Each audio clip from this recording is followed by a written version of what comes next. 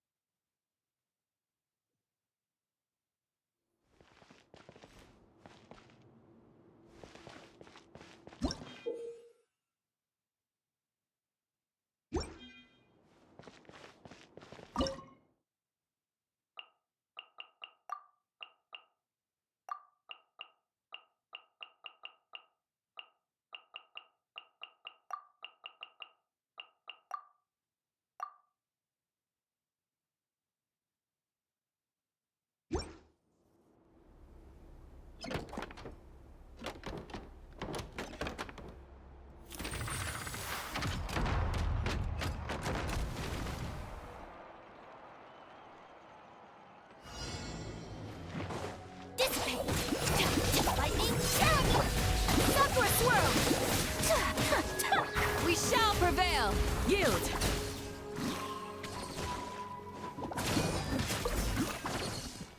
Get there! Here goes! Take flight! Our bond is strong! Hear my prayer!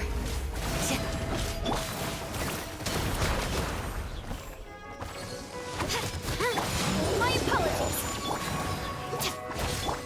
Yeah! Embrace the ice! Flee!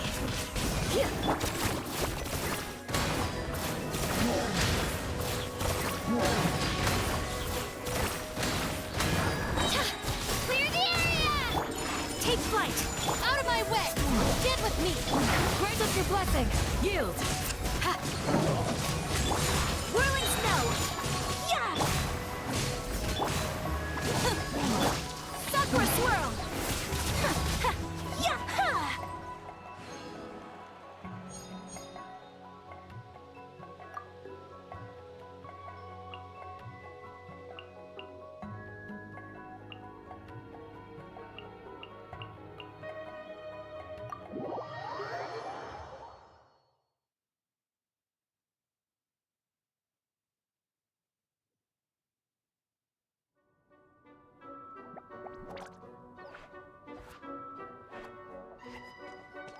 Oh no! Sorry! Guests, hello! I've been waiting here for the longest time and nobody came. I was only planning to rest my eyes for a bit, but the sofa was so comfy, I guess I dozed off. Let's talk! Sure can! Talking is one of the things I can do. Alright, so... yes. Introductions are in order, aren't they? Greetings, my dear guests. My name is...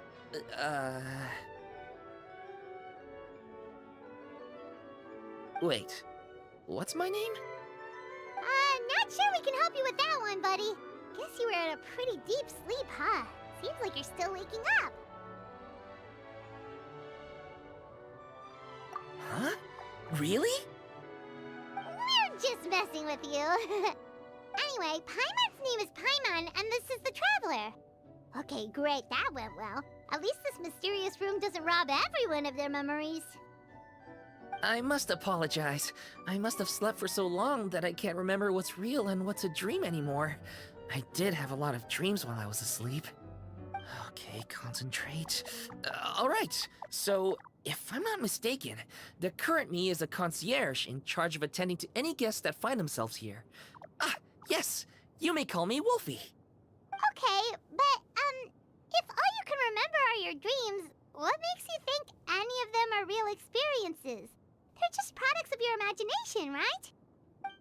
You mean, if it comes from my imagination, it can't be real life?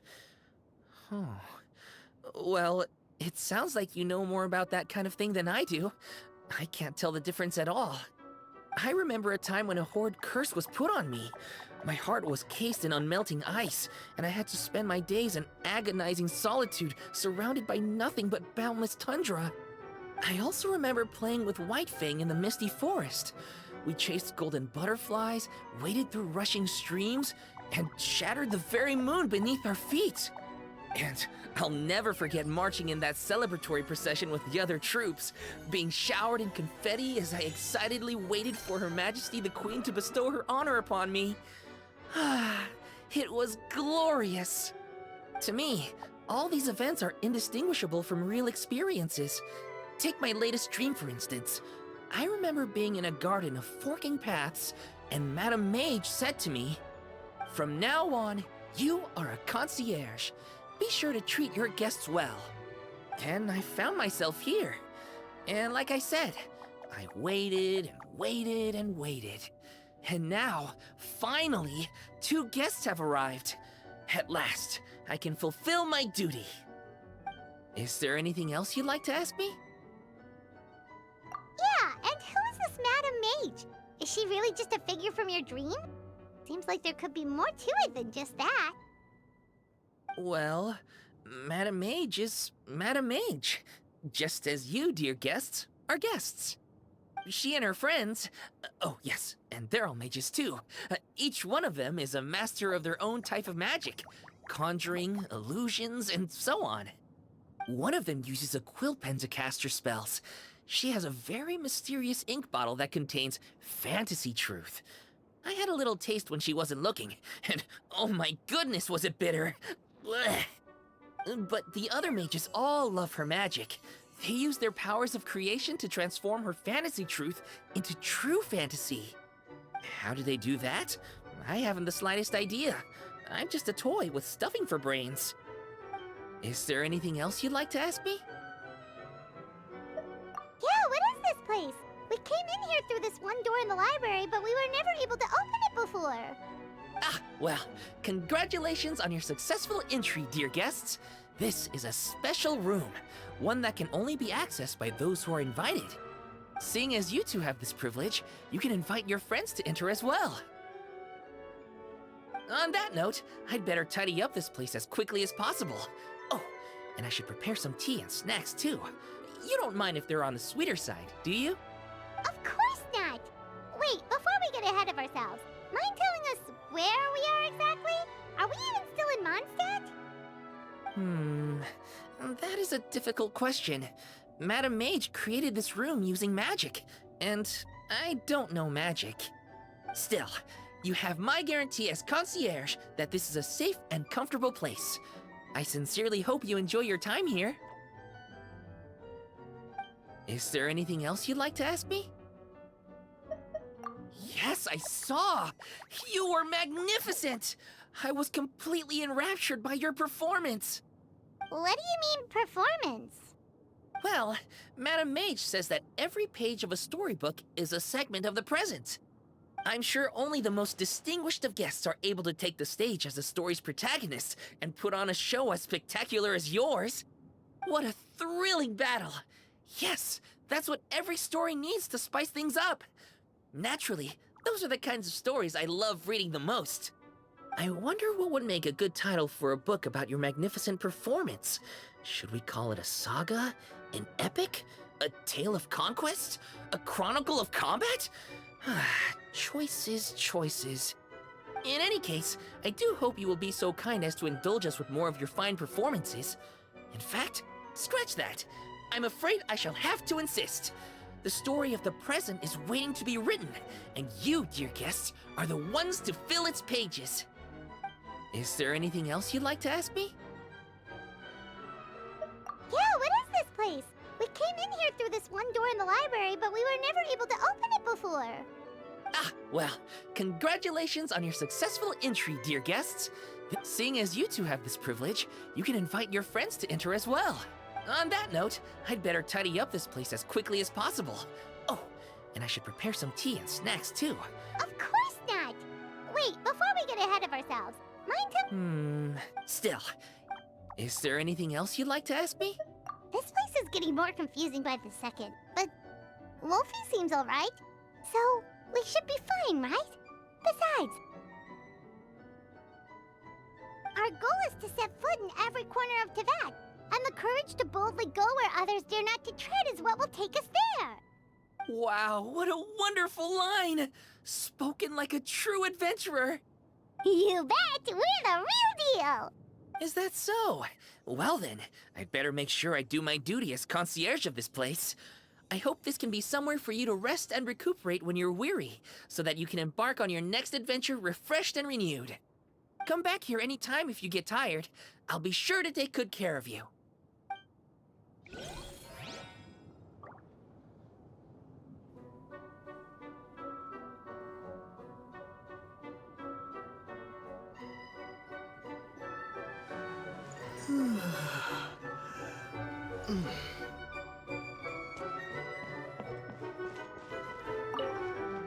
I do hope I'll get to read a story about a rebellious princess.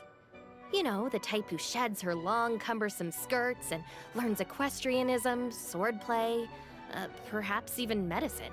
She'll live freely, take to the field to defeat evil personally, and defend the people and nation by her own hand. You know what?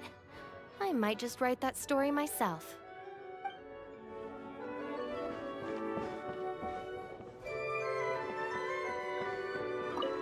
I wonder what'll happen if we keep going further in. I can do it! I've begun this journey, so I'll see it through! And my ancient name is Uthabiti, after all. I can't be slowing you down. Let's go!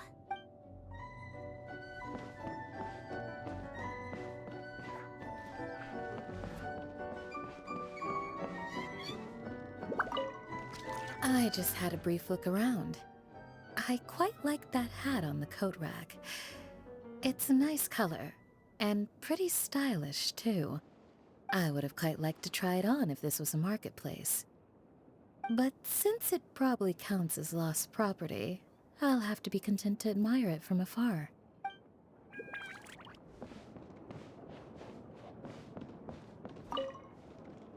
Whoever owns this place is very thoughtful. It was kind of them to create such a perfect resting spot for us to unwind after a long battle. Me? To be honest, my daily sword training is often tougher than this. I haven't reached my limit so far. But thank you for asking. It's nice that you care so much.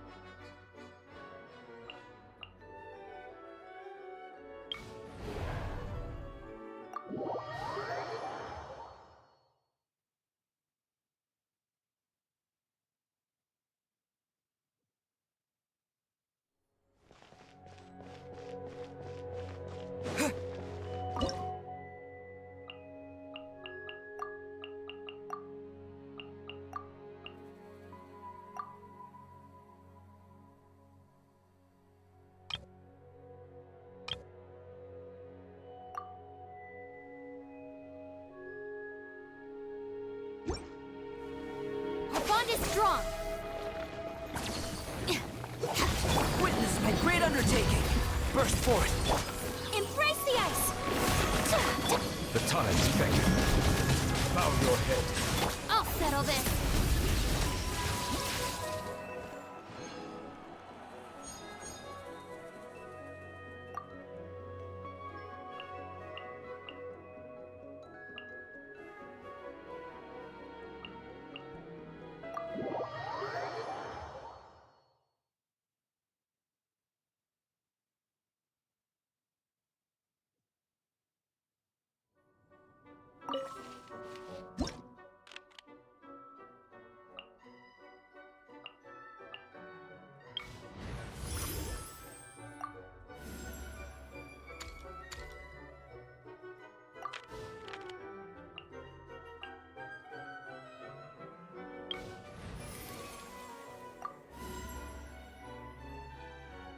for justice.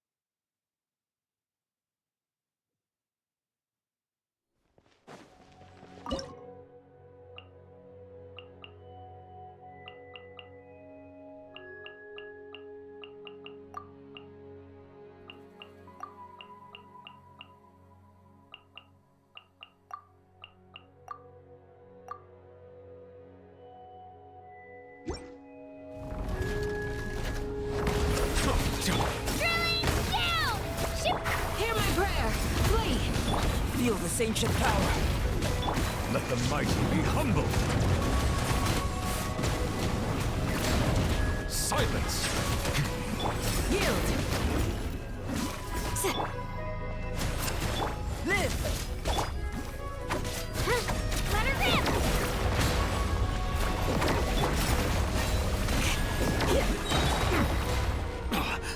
Bow your head. Grant us your blessing.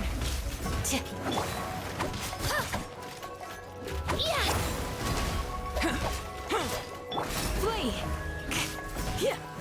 Burst forth.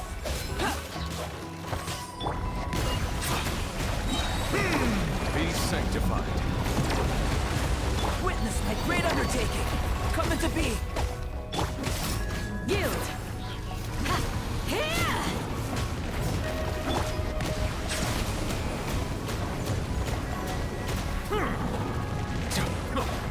Get down! Live! Clear the area!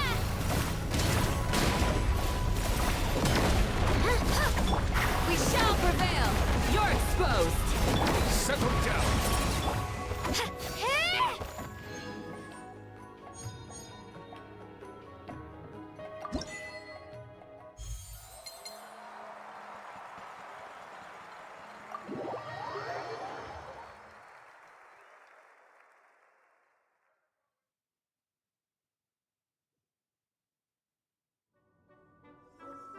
Bravo! Bravo! Another spellbinding performance! Are you interested in learning any new thespian tricks? By which I mean dashing and elegant poses. In fact, what would you say to a friendly exchange? I'll teach you some thespian tricks in return for toy medals from the treasure chests. Friendship is a wonderful thing, isn't it? Ah, just the word itself gives me a warm, fuzzy feeling in my heart and my stomach. Yep, gotta love friendship. But, when you say a warm, fuzzy feeling in your stomach, there is something slightly concerning about that. Anyway, are you sure you're okay with just toy medals? What can they be worth if they're just toys? As long as you believe, even toy medals can be more valuable than gold. That is the magic of imagination. Madame Mage told me that. I can't say I entirely understand what she meant, but the thespian tricks, I actually got those from a wish I made to Madame Mage. So long as she thinks it's a fair trade, I think it should be fine. Sounds kinda ominous. Don't a lot of scary stories start out that way? You make a reckless wish to a wicked witch, but you end up regretting it when she forces you to pay an impossible price in return? I believe you're misunderstanding the situation, dear guest. There is absolutely nothing to fear. To start with, mages are quite different from wicked witches. And besides, I already told you what the price is. It's the toy medals. There's no catch. And you're sure about that? Yes, completely. In any case, I was the one who made the wish. So if someone has to end up paying an impossible price, just leave it to me. I enjoy watching your performances, so it's well worth it as far as I'm concerned. I wonder how many blank pages are left in this book. But not to worry. Even if we run out of space, new blank pages will be added very soon. I do look forward to the day when all empty pages are filled with stories.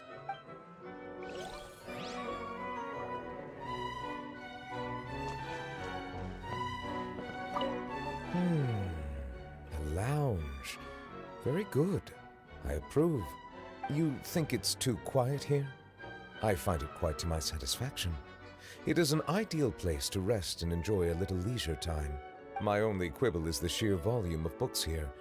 One can only imagine how long it would take to read them all.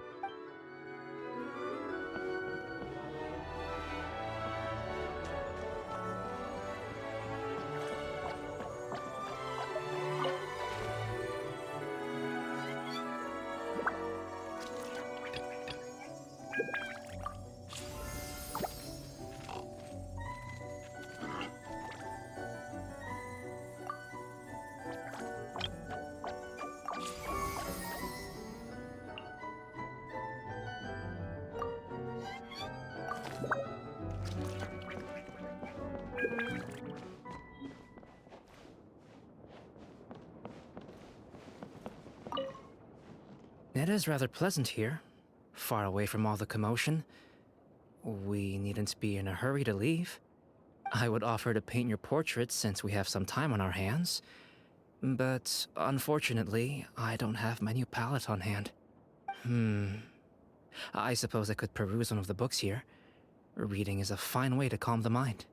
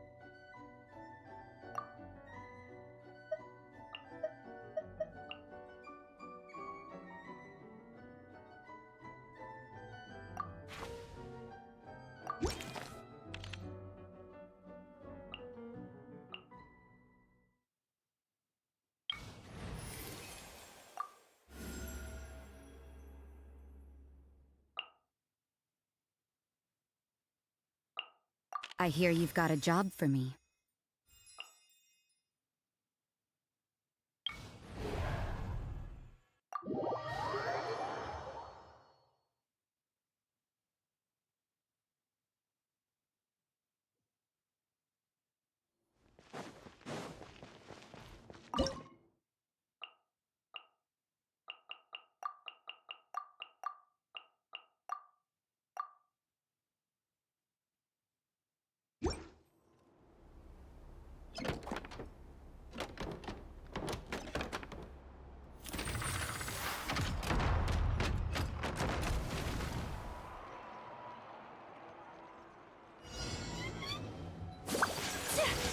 My apologies. Get back!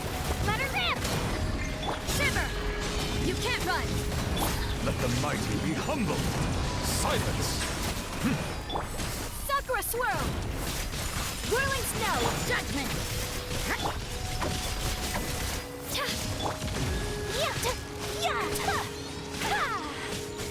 You can't run! Japan! My apologies!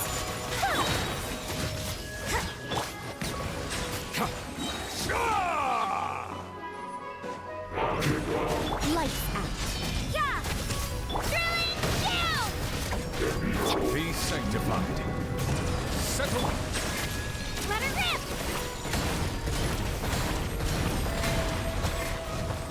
Embrace the ice! Paimon really did sleep like a log. Let's go find Seaweed.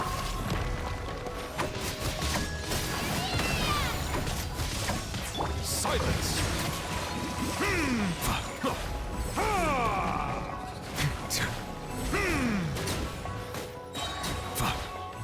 You can't run!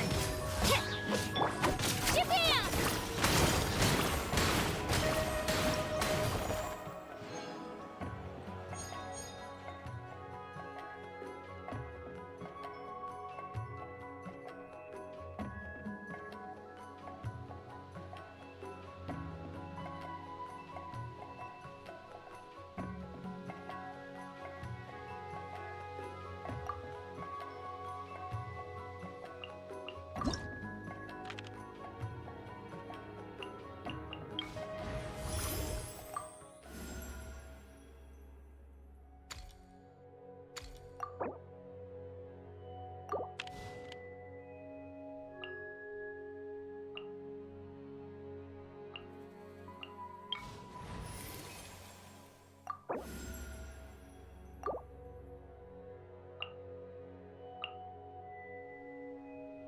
Prepare to move out.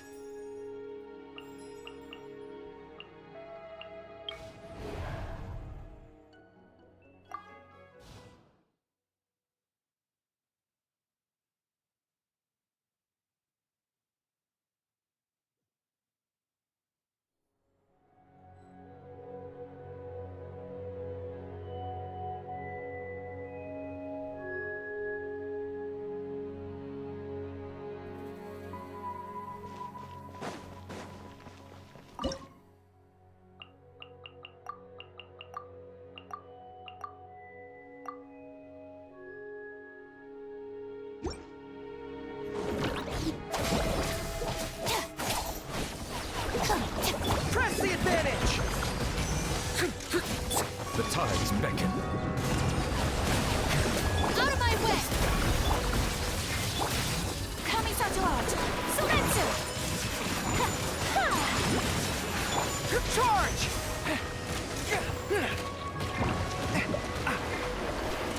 Dissipate! Whirling snow!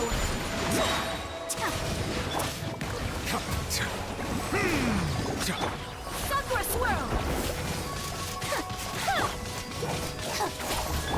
Take flight! My apologies! Advance! Our bond is strong! Bow your head. Let the mighty be humbled.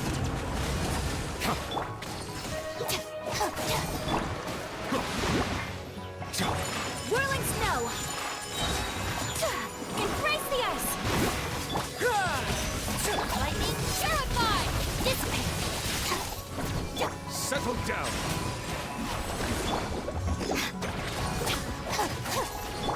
Take flight! Everyone on me! Charge!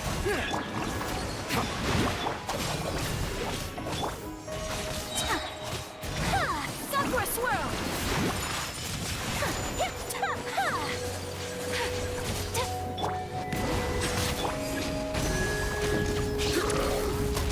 Stand with me!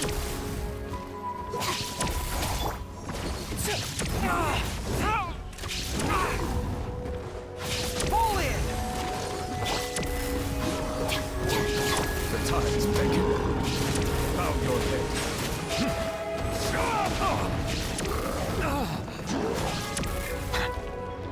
Advance! Our bond is strong! Whirling snow! Embrace the ice! Out of my way! Silence. Charge! Stand with me!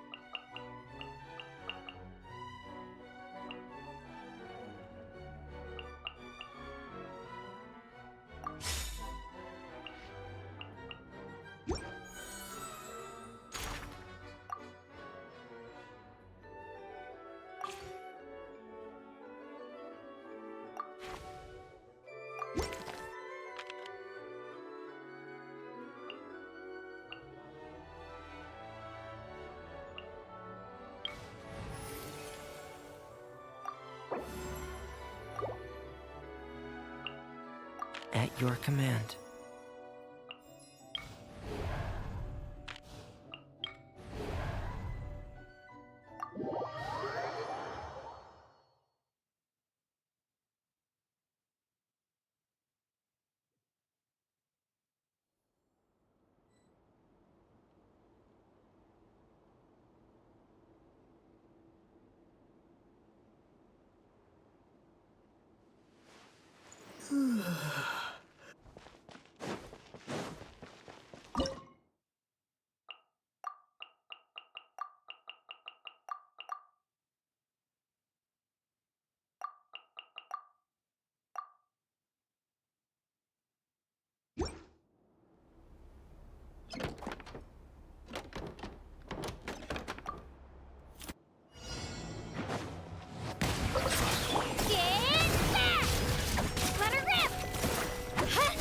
Feel this ancient power. Whirling snow! Sakura swirl! Be sanctified.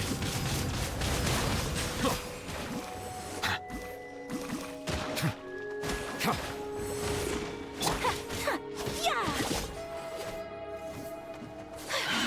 My opponent, Japan! Yeah! Let the mighty be humbled. Witness my great undertaking. Burst forth.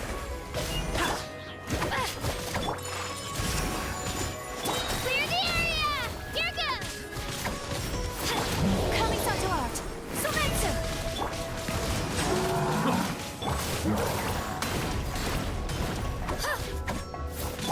Take flight.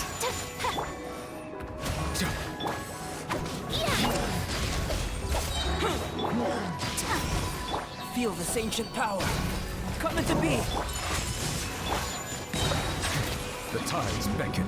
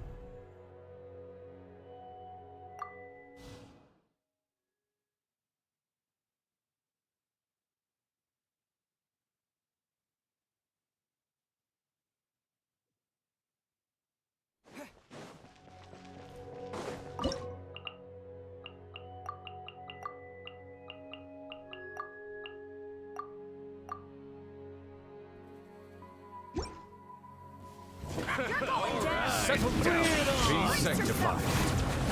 An oversight on my... Sakura swirl! Lightning purified! Dissipate! Live! Moment of birth. Demolition time! Burst. My apologies! Stand with me! Bow your head.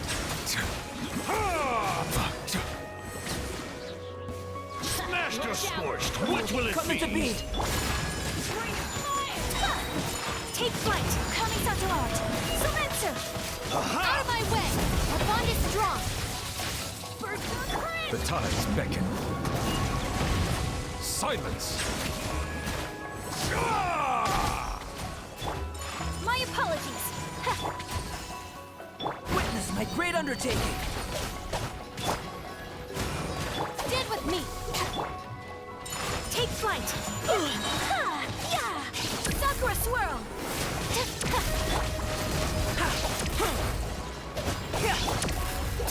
Bow your head.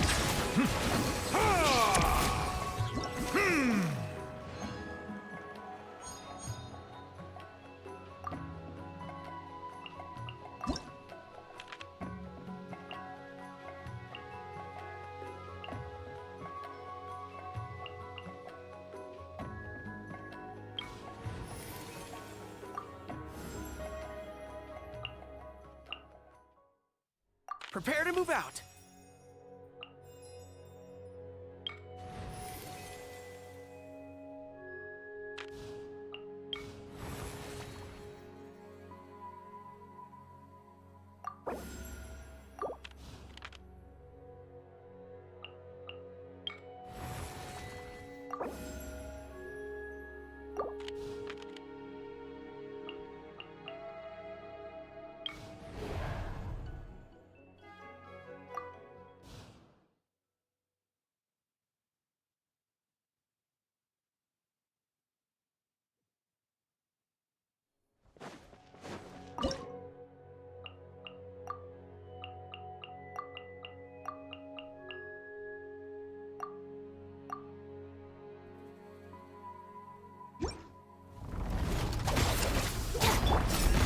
Grant us your blessing! Get back! Shabam! Going under. Hair. Lightning purified! Yeah! Please no. No home to return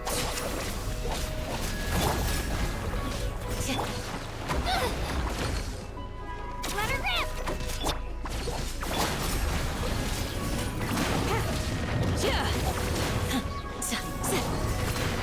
Stand with me!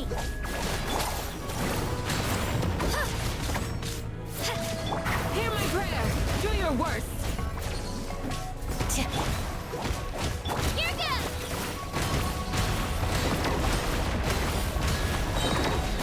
Clear the area! Pin them down! Ha! Ha!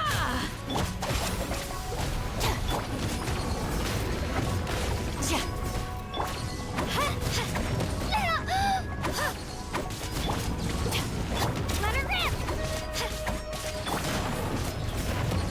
Flee! Our bond is strong! We shall prevail! Out of my way!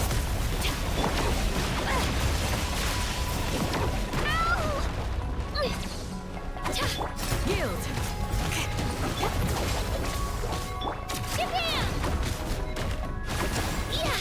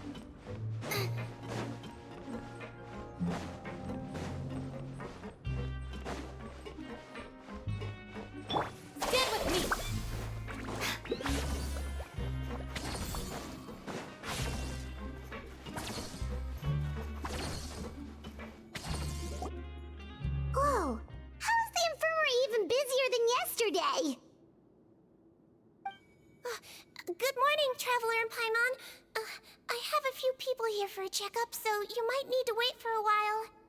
No problem. Anything we can do to help? There's a bit of a complicated situation here. I'm still getting to the bottom of it myself. You have to believe me. I'm telling the truth. You're in a medical facility. Keep it down. Please, listen to me. I'm not Gascon. I'm Uy.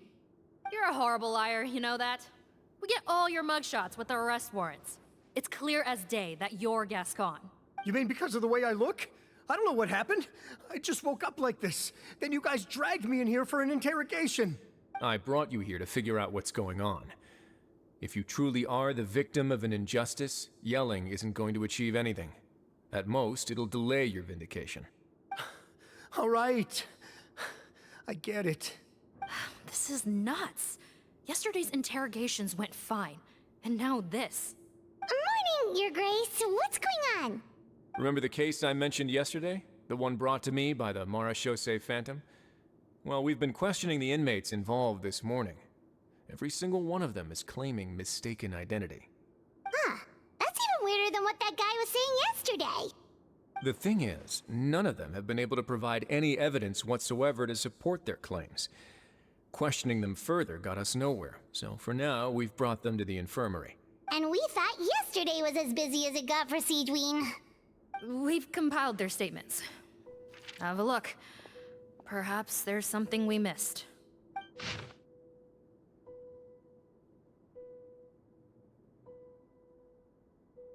Wait. Release? Interesting. The inmates they spoke of in their statements appear to all be due for release today. I noticed that too. If that's their plan, they're underestimating us a little. Every serious offender claims that there's someone else who just so happens to be due for release today. And they're expecting us to go along with that. All the more reason to be cautious. Lumberzar, check the release list for today and make sure no one gets processed. We're gonna need an excuse, though. Just say we're out of forms, and that we're furiously printing more as we speak. I'm on it. It's conceivable that our group of serious offenders somehow found a way to switch places with inmates who are about to be released, so they can walk out right under our noses. We did consider that possibility. But I mean, just look at them. They match the warrants, period. How could there have been a switch? Only if they're dead ringers for the inmates due for release, I suppose. I gave you that name list yesterday to assist in your investigation. Did that help? Yes, the inmates' mugshots were attached to the list. The first thing I did was check for lookalikes, and I didn't find any. The only other thing that stands out to me is that their voices sound a little different today. But it's not exactly hard to put on a fake voice. Oh, really? What does our head nurse make of all of this? Give me a moment. I think I have a way to confirm whether there's been a switch. I know, it's not time to change your dressing yet, but please bear with me. Huh? Isn't that the guy from yesterday? This should be Honore. He has very severe facial ulcers, which require an operation in the hospital at the Court of Fontaine. I authorized him to leave the fortress for medical treatment under guarded escort. Yes, like I told you. I'm not Potton. I'm Honore. So there has been a swap. Well, I can see what happened in Potton's case, but how do you explain the other inmates? You're not telling me their souls switched bodies, are you? No, I believe it was their faces that got switched. The method is a bit like replacing a tooth. Take the bad tooth out, put a false one in. And actually, I think I can prove it to you. Traveler, Paimon, do you remember Eric from the other day? Yeah, sure do. Then you can be my witnesses. To start with, please fetch the inmate who claims to be Eric.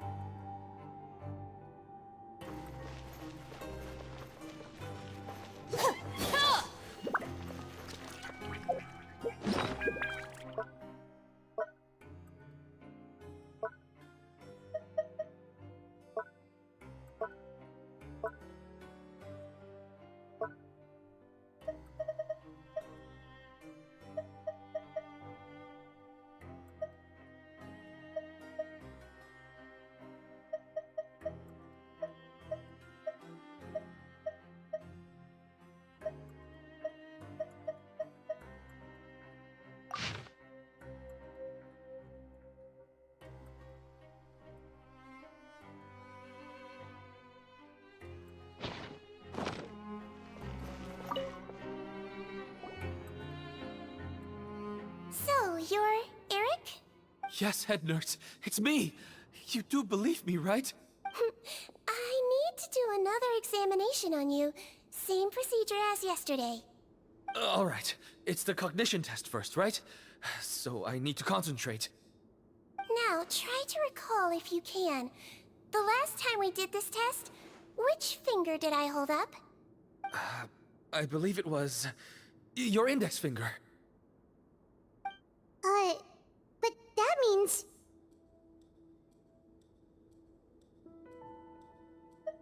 Huh? So, basically, last night, the Eric who said he saw another him suddenly recovered and applied to leave the observation ward. Seadwing did another test before letting him leave, but that time, she held up her pinky finger. Huh? I don't know about any tests last night. There was nothing to do in the observation ward, so I went straight to bed. Then I somehow woke up in a high-security cell. Well, in that case, there is a reasonable explanation for the strange events of the past 2 days. So, what exactly happened? The gang of serious offenders wanted to break out of prison, so they identified a group of scapegoats, namely inmates whose terms were almost up, and planned to switch appearances with them.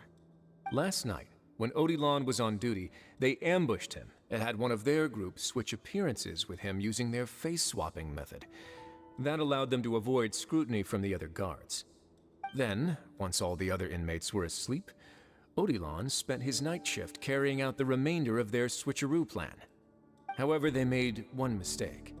Henri changed his appearance to match Eric's earlier than he should have done, and ended up being spotted by the real Eric. Real Eric came to the guards for help, but we didn't know then what we know now, so we put it down to hallucination and sent him to the observation ward. However, since one of the gang members was posing as a guard, they simply changed real Eric's appearance and had their Eric take his place, muddying the waters even further. Right, because I put Eric on the observation list by then, and no inmates on that list can be processed for departure until I've discharged them. Hence why the imposters had to pull that little stunt to get fake Eric off the list. Yeah, it all makes sense now! The Duke cracked the case! Well, I can't fault the reasoning. But I'm afraid that we ruled out the possibility of face switching very early on in this process. Criminals altering their facial appearance to commit crimes is nothing new. In fact, one of the explicit duties of the Malazines in the Marechaussee Phantom is to identify criminals in disguise. We carefully examined all the suspects, and there is no evidence that any means of disguise were used in this case. Huh. Well then, how do we explain all this? So far, it seems more likely that the gang stole documentation belonging to the inmates due for release, and are using that to commit identity fraud. Actually, there is a potion that can completely change someone's appearance. If they use that, even a Melazine wouldn't be able to detect it. A shape-shifting potion? Forgive me, head nurse, but this is the first time I'm hearing about it. If such a potion truly existed, it would jeopardize our entire investigative process at the Marechaussee Phantom. Are you certain of this? Yes, I am. But... Please, trust me in my professional opinion as an experienced clinician. At the same time, without any solid evidence, it's pure speculation. If we can round up all the inmates suspected of switching places, then have a little talk with both sides, we might just get our answer. Yep, let's do that. Okay. Well, it was our negligence that meant we had to come and conduct these post-internment interrogations. And I know it's put you out. Your Grace, bad news. I paused the releases like you asked, but we were too late. A bunch of people already got processed 2 hours ago. I checked the list, and sure enough, it's all the people who gave statements. 2 hours ago? That's before today's interrogations began. They had this all planned out. So there really was a switch after all. They really pulled the wool over our eyes on this one. We should be able to catch up with them if we leave now, right? Not if that potion is real. They can just switch faces again after leaving the fortress. And if the Marachaussées Melusines can't even spot them, we wouldn't know where to start searching. Yikes! So we're at a complete dead end!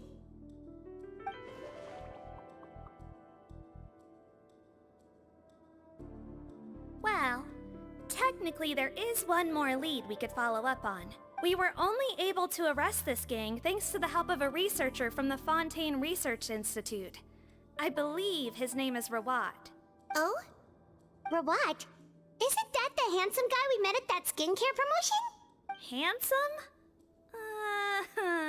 Maybe from a human point of view. I just remember that he specialized in potions. One of the crimes this gang is charged with is the manufacture and sale of illicit drugs. According to Mr. Rawat, they appear to have stolen technology he developed through his research and used it in their operation. At first, he thought it was a typical case of intellectual property infringement, and he tried to negotiate with them. But once he discovered their criminal operation, he reported them to the authorities. Thanks to his report, we were able to swoop in and arrest them all in one go. What a hero! Bet that took courage on his part. No doubt. This is worth following up on. As the one who snitched on them, it's highly likely that Rawat will be targeted by the escapees. That aside, since he's negotiated with them in person before, there's a chance he'll have some additional information for us. Understood, Your Grace. My team and I will head to the Fontaine Research Institute right away. In the meantime, please keep an eye on the face switch victims for us. Of course. Miss Morgan, I'd like to come along and help you catch these criminals. Huh? Why's that? Well, I'm the one who discharged the fake Eric last night, so I feel partly responsible. Don't say that, head nurse. Your focus was on the inmates' health, and rightly so. We can't ask you to help with arresting criminals. That's our duty. I also have a more personal reason. Potton is a patient of mine, and if I don't get a new batch of medicine to him in time, his condition will get much worse. Look, head nurse, I completely understand where you're coming from. But arresting criminals is dangerous business. And if anything happened to you, none of us can afford to take on that responsibility. Don't worry, I can defend myself just fine. You say that, but still. If I may, Miss Morgan, Sigewinne is the one who raised the potion hypothesis, and I'm sure she has far more expertise on the topic than your team. My suggestion would be to bring her with you. And if you really are worried for her safety, then...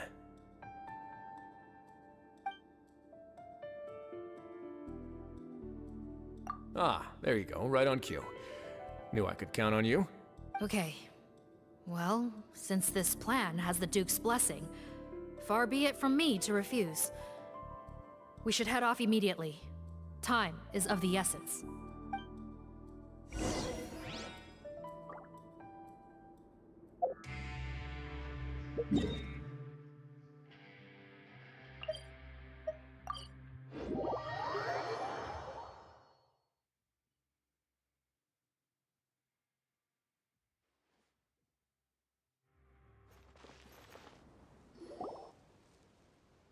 Greetings. Sorry to impose, but I'm afraid we're here on urgent business, and we're gonna need you to cooperate. The Marachaussées Phantom. Let me guess, you're investigating some more legal research? Not this time, no. We're looking for a researcher. Do you know where we might find Mr. Rawat? Rawat. Oh yeah, Mr. Handsome, right? He actually doesn't work on site here very often. There's a handful of researchers in the nearby area who know him pretty well, though. You can see what they know. Just a handful? Paimon figured he'd be the most popular guy around. Well, I guess you could say he's popular, at least on a superficial level. He's blessed with good looks, so he tends to make a good first impression on people. But in all his time here at the Fontaine Research Institute, I don't think he's ever had a single deep conversation about his research with his peers. That's no way to make real friends around here.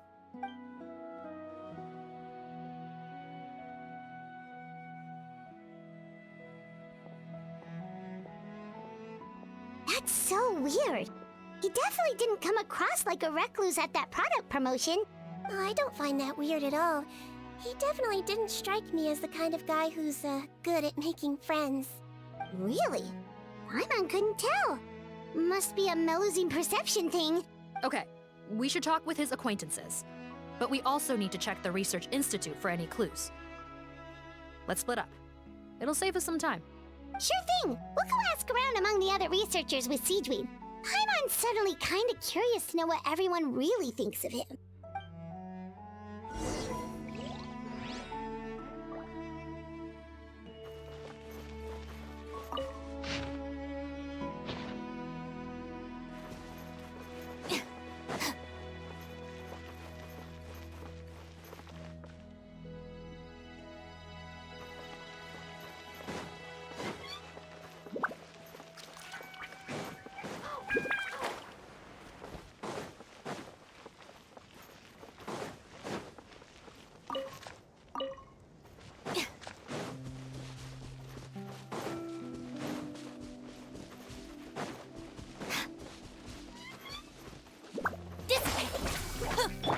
My apologies.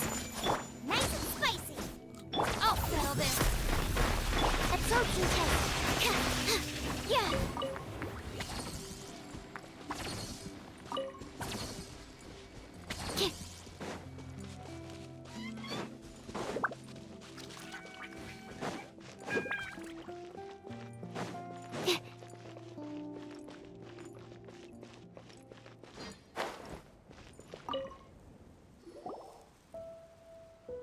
Excuse us, are you Audrey? That's me. What is it? Are you close friends with Rawat? We're trying to find out where he is. Close friends? You mean because I told him I had feelings for him once? I doubt I'm the first or last at the Institute to make that mistake. Why would you single me out as a close friend? I should have known, really. Men like him, they just enjoy being surrounded by fawning women. They're not interested in a serious relationship. Okay. We were just kind of wondering if you might know where we can find him. Why would I know where he's at? I barely know him, and he probably doesn't even remember me. Ugh, this is getting annoying. Shall we go ask someone else?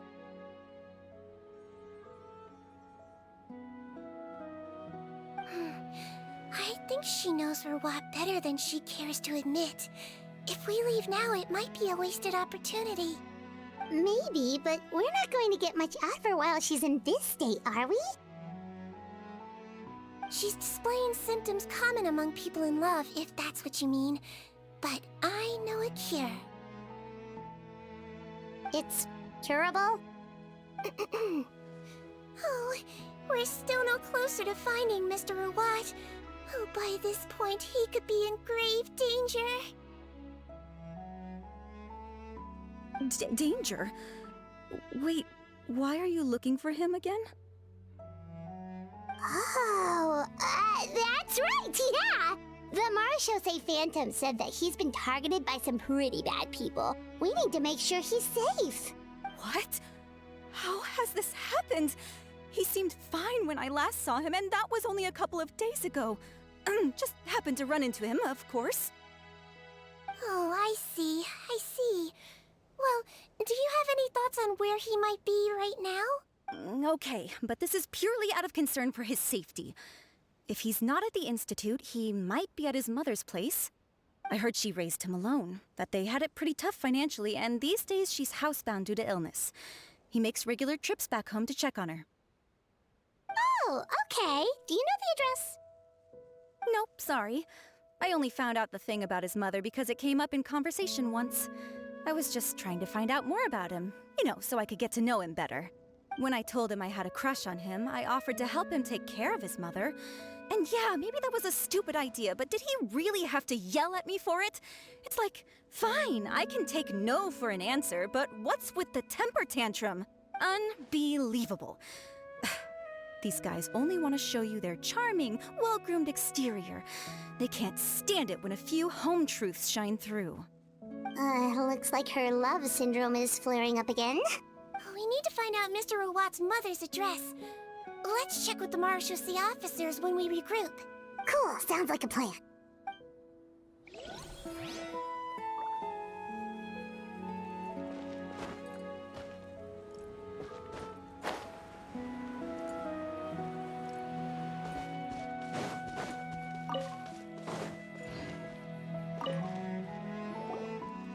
Hey there, are you in Teep? What do you want? We're here to ask about Rawat. Any idea where he might be? We were told you were pretty close with him. Close? Not sure that's the word I'd use. He wouldn't even let me use his patent. Huh? It's been a good few days since I last saw him. I don't know where he's at. Go ask someone else. Would the patent in question happen to be related to the new skincare product he developed? Yeah, kinda. Butterfly dew, or whatever he calls it. I heard he made a tidy sum off of that one. Okay, now we're getting somewhere. Keep going. Most of the other researchers here focus on mechanics, energy, stuff like that. I get why he wouldn't be interested in having anything to do with them. But I'm studying coatings. There's a huge overlap in our areas of research. Why would he refuse to work with me? I bought his product once, and noticed it contains a unique substance that might have applications in coatings, too. If it worked out, I could probably make as much as he's making. Don't get me wrong, I had no intention of plagiarizing his work. I was hoping to get official permission to use his findings in my own research. Followed the proper procedure. It was all above board. I would have had to pay him a license fee and everything. But despite that, he turned me down not once, not twice, but 3 times.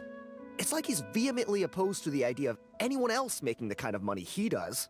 Huh, so is Rawat antisocial, or is this guy just jealous? Well, it doesn't look like we're gonna get any info about Rawat's whereabouts from him. Let's go! Wait, 1 second. Mr. Antibes, next time you go shopping, you should buy some Buell fruits. Peel the skin, steep in water, then drink. It'll help calm your mood. Huh? Yeah. Thanks.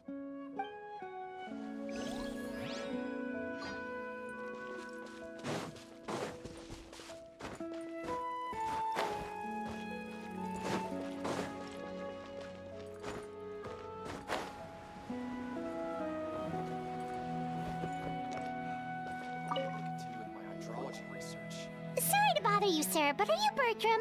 Who's asking? Just some concerned citizens helping out the Marechaussee Phantom with an investigation. We'd like to ask you about Rawat's whereabouts, if that's okay. We're told the two of you are pretty close. Not anymore, we're not. Turns out we don't see eye to eye. Oh yeah? What happened? The thing about us researchers is, most of us do what we do for some sort of higher purpose. But not Rawat. All he cared about was how to commercialize his findings. He won't even let you work with him unless you sign a confidentiality agreement first. Also, he has better control over who gets which intellectual property rights. How are you supposed to get any meaningful research done working with a guy like that? Now that I've got my own technical solution for my compressor, I don't need to work with him anymore. So that's what Rawat is really like. We'd still like to know where to find him. Is that something you can help us with? Wait, Yeah, I know you. You're the head nurse at the Fortress of Meripede. Alright, then I'm happy to help you if I can. I respect the work you do. Medicine serves the highest purpose of all the sciences. Wow, turns out Sejuin's got some real clout. Thing is, I have no real way of knowing where he might be. I stopped working with him 2 months ago, and I've barely seen him since. But if you want my advice, I'd say go talk to the peddlers.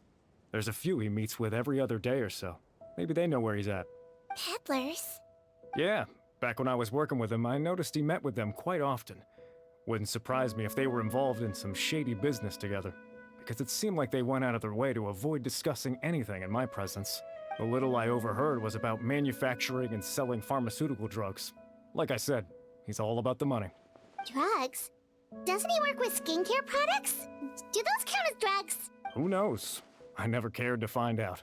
He's the morgue rubber, not me. Thank you. You've given us plenty to work with. Welcome.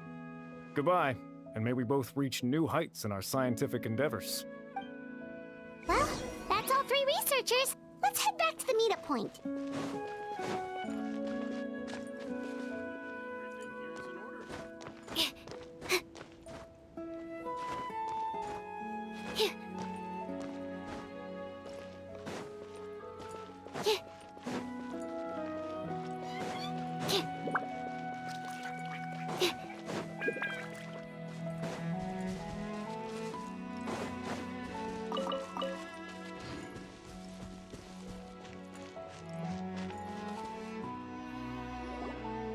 You know, Heimat started out thinking Rawat was a handsome researcher with a friendly and cheerful personality. It's such a surprise to learn that his peers have a different impression of him. So, what's your view of him now, Paimon? A handsome researcher whose difficult upbringing turned him into a profit chaser with a chip on his shoulder? So your thoughts about his appearance haven't changed at all? Well, his looks are kind of a big deal. At least in Paimon's opinion. How does such a handsome guy end up being so antisocial? Even with his difficult family background, it just doesn't make any sense. You can't judge a person solely based on their appearance. Head nurse. Traveler. I assume you've spoken with the researchers. What did you find out? Bertram mentioned Rawat's involvement with some pharmaceutical merchants. Do you know if he's registered any pharmaceutical brands? Since he was a whistleblower on such a huge case, I ran a background check on him. I don't remember there being any brands under his name. How strange. If he was so focused on commercializing his research and averse to sharing his technology with others, why wouldn't he have registered his own brands? Maybe he and his business partners needed to avoid public scrutiny? You think he may have colluded with the gang? Well, the crime was manufacture and sale of drugs, and that would certainly be in his wheelhouse. We can't rule it out. Isn't that pretty unlikely, though? He was the one who blew the whistle on them! Most children who come to me with tooth decay have suffered pain for a long time already, but they'll still try to hide the fact that they eat too many sweets. Grown-ups and children aren't so different in that regard. If you say so. I saw him when he came to make his report, and I certainly didn't get the feeling that he was the type to collude with criminals. Perhaps it's more likely that they were coercing him. You mentioned that he comes from a poor family. So, it's possible that the criminals approached him asking for academic support, luring him in with the promise of riches. By the time he discovered who they really were, he was in too deep. They had leverage on him, so he was forced to keep working for them. I've seen it happen many times before. That does make a lot of sense. It would definitely explain why he was so unwilling to cooperate with his fellow researchers. No wonder he's so unsociable. He must be on edge all the time with a gang of crooks breathing down his neck.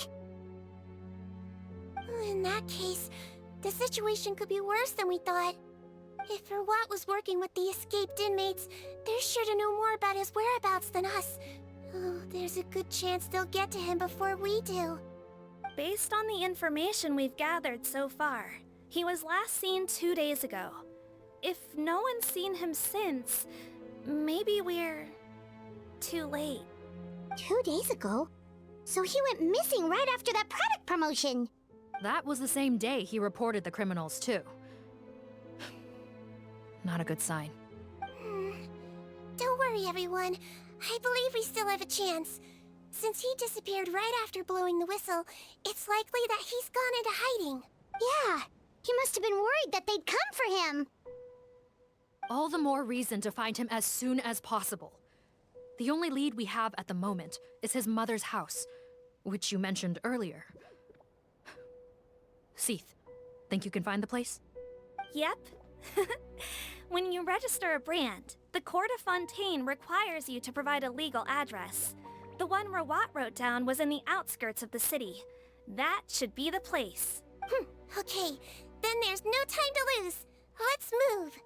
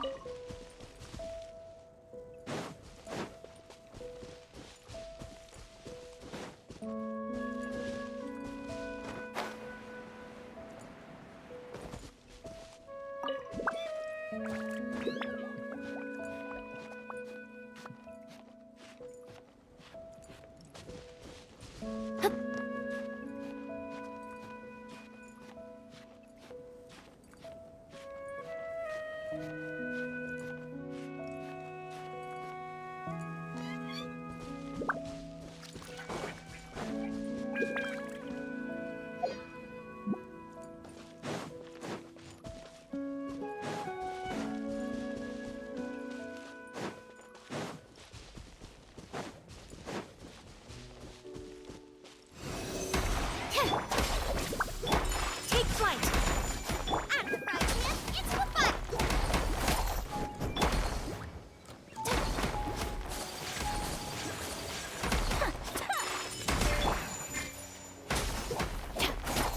Animal test 6308. Dissipate.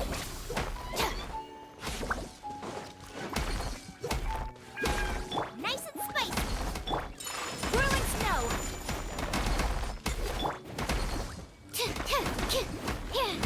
Absorption test. Our bond is strong! Take flight! Ha! Ha!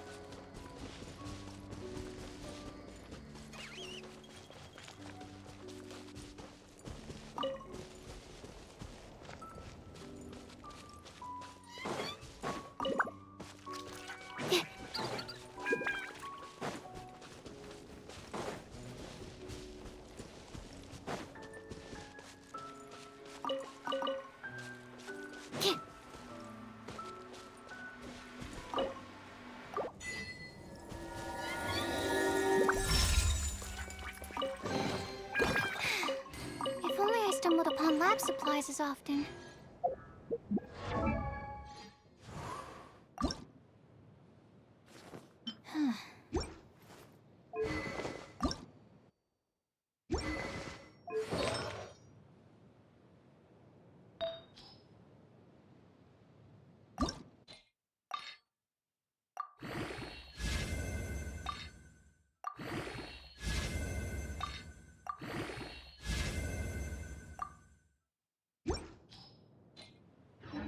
I just need a moment to quickly take down some notes.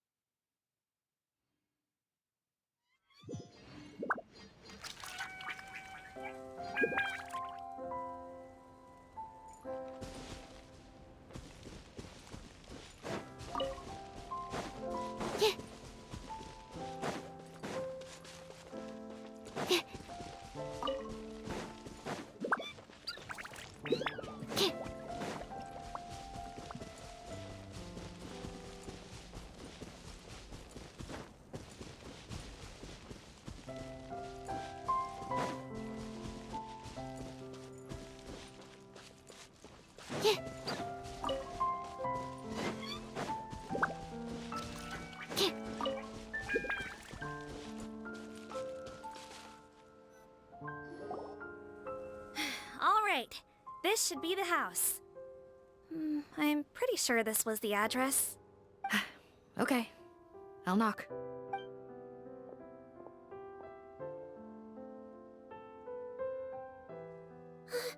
Sounds like whoever's inside has restricted mobility.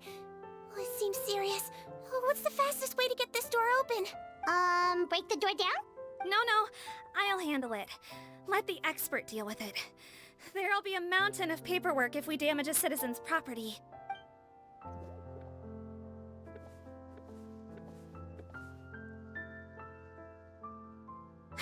Calm down.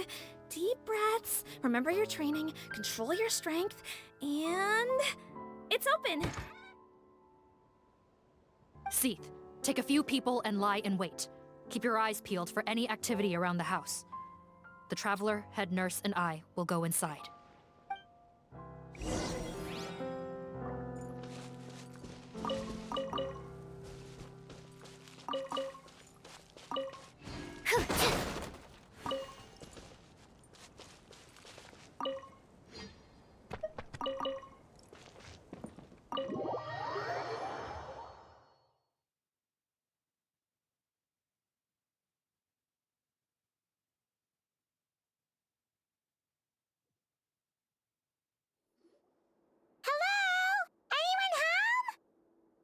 Oh, there.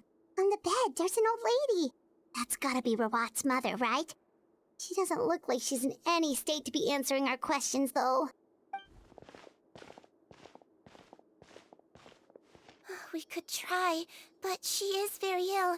We mustn't force it. Well, doesn't look like Rawat's here.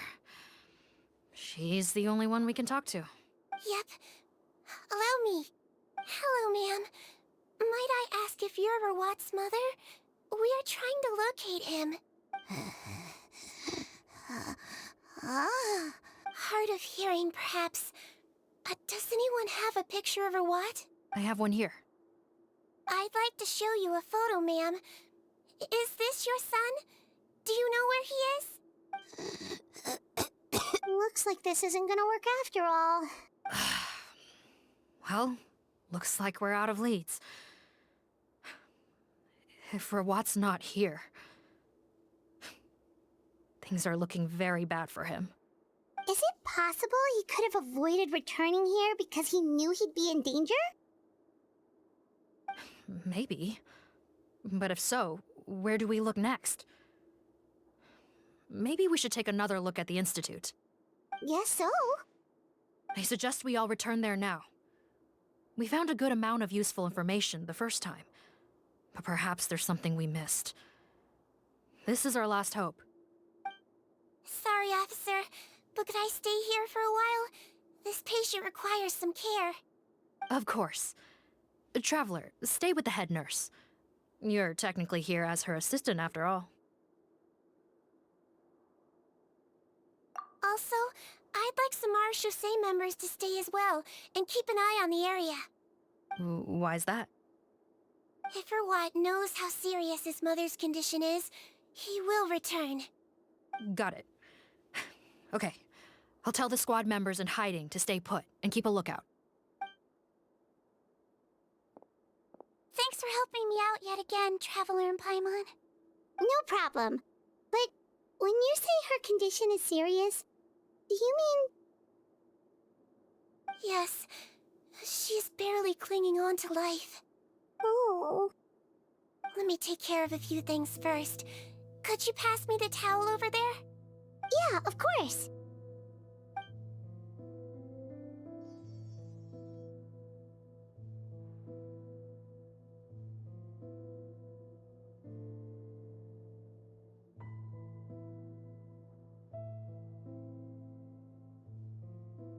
I can tell that her family has tried a lot of different treatment methods, including some very expensive medicines. Unfortunately, her condition is so multifaceted that a recovery looks all but impossible. Seedring. My mom bets being a nurse must be pretty tough at times like this. Yes. It makes me a little sad. In Amelizine's eyes, a human's birth, aging, sickness, and death are as much a part of natural law as sunrise and sunset. But human medicine can defy that law to some extent. In that sense, it is a science of miracles.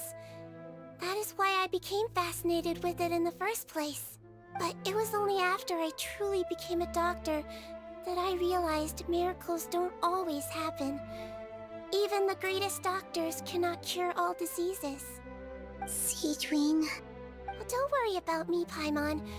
A doctor's duty is not to cure all diseases, but to treat whatever ailments they can.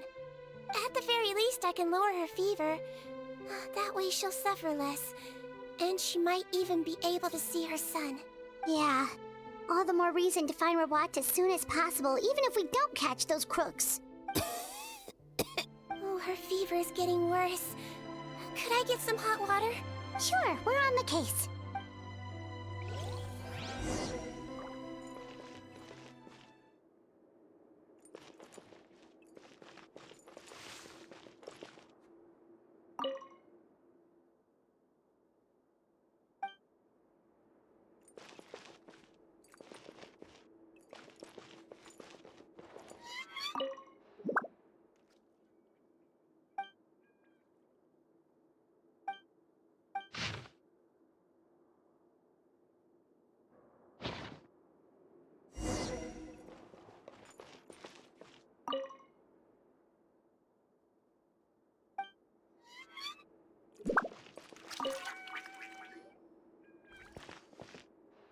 Found the hot water?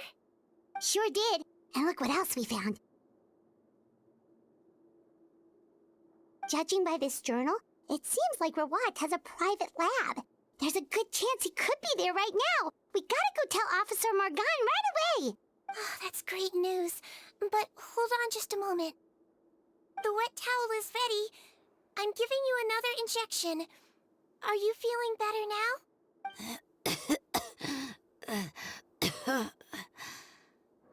It's all right. We'll go bring him back. Please hang in there. Thank you.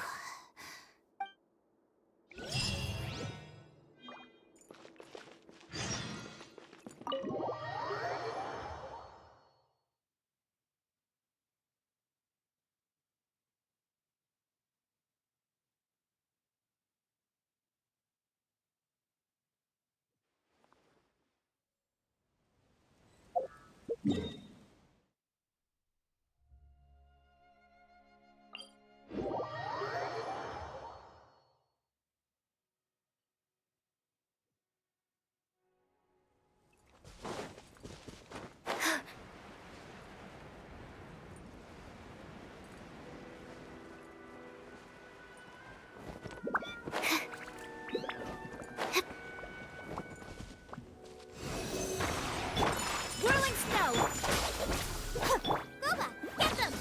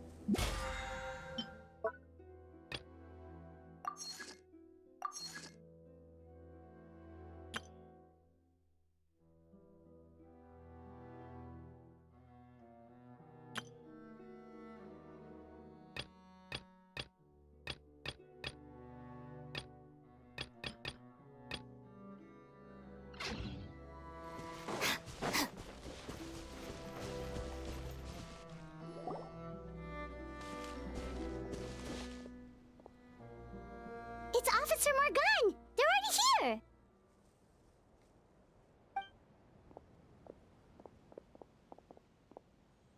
We came as soon as we heard the news. I can't believe we were so careless. The most crucial information of all was hiding right there, in that room. And we missed it. Don't blame yourself. Right now, we need to focus on finding a way in. There's a mechanical door over here! Hopefully the instructions in Rawat's journal will help us open it.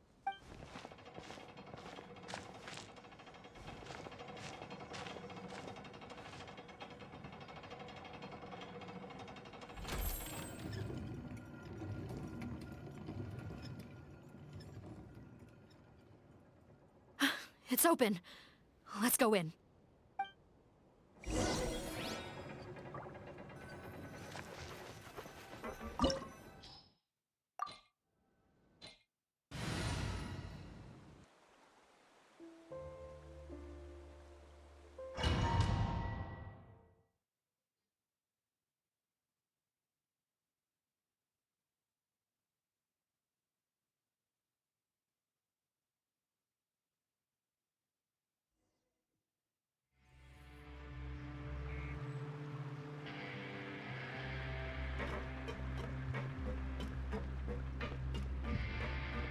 Don't slip and fall! How did they get in here? Captain, up ahead! Those look like our fugitives! So they found this place too? Don't let any of them escape!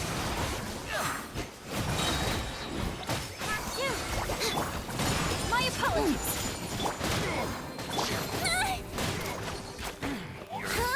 What's new? Get out of the frying pan! It's stand clear!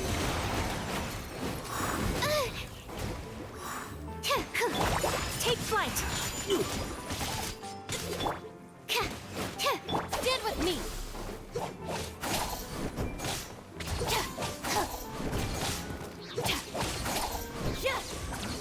Another test subject. Freeze! He might feel a little prickly. That's Let's see! Sakura swirl! Lightning, terrified! Our bond is strong! Brace you! Absorption test! picked the wrong test subject.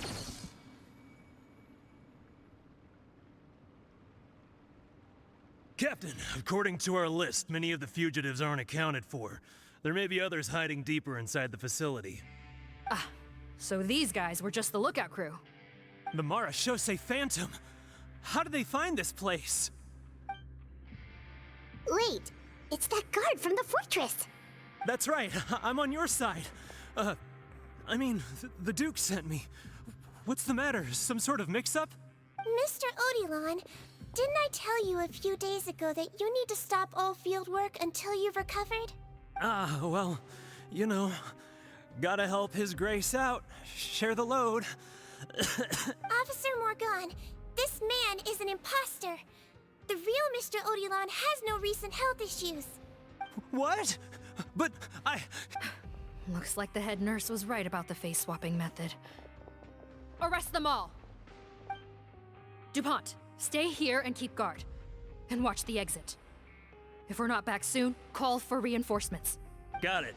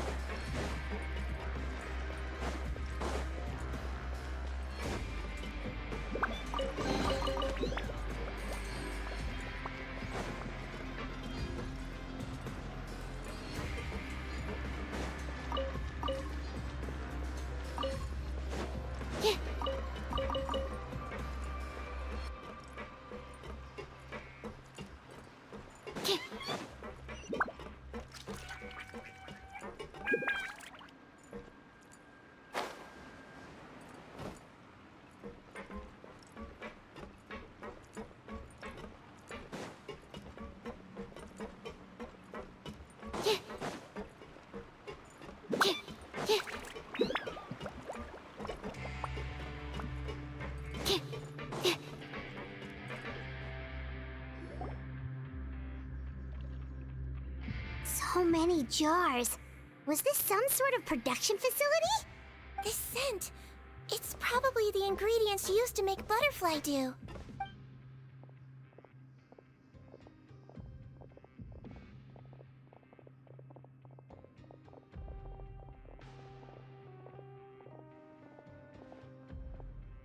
How come they're all empty?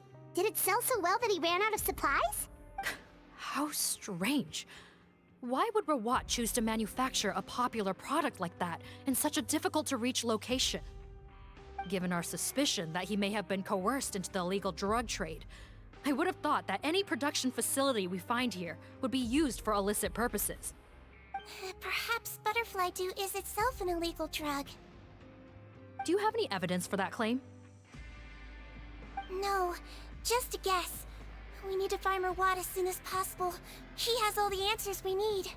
Understood. Well, let's not linger here. Let's go. Come on.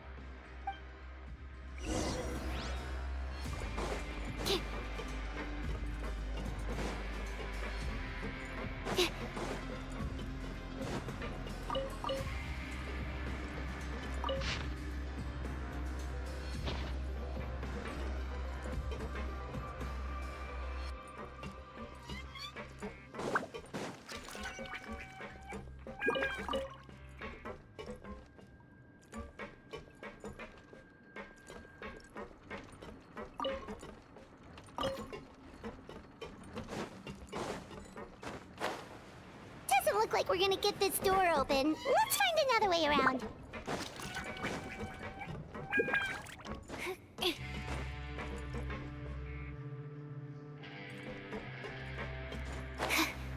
This one's closed too. What's with those carts and tracks? Oh, maybe it's one of those doors that opens when it senses cargo passing through. There's a loaded cart right over there. Let's bring it to the door and give it a try.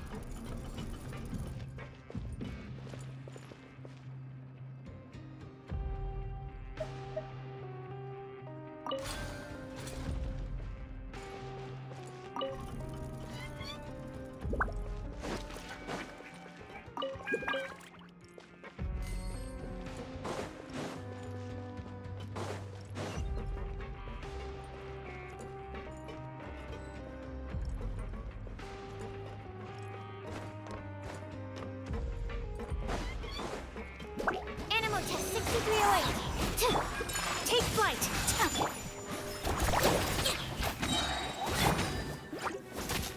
Stand with me.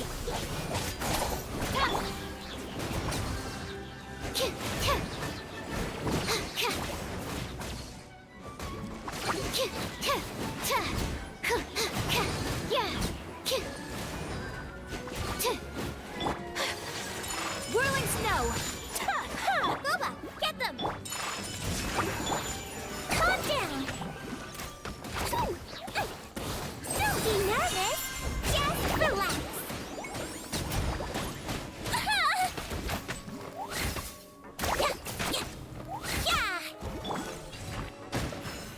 Again.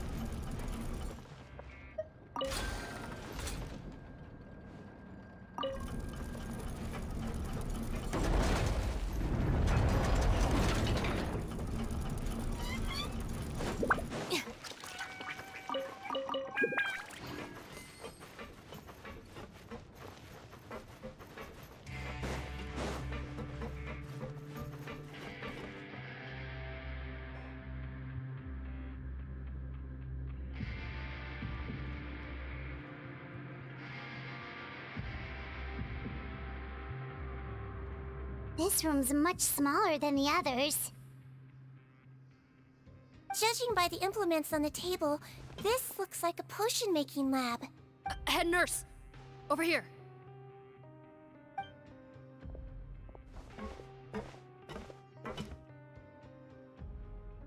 Let's see.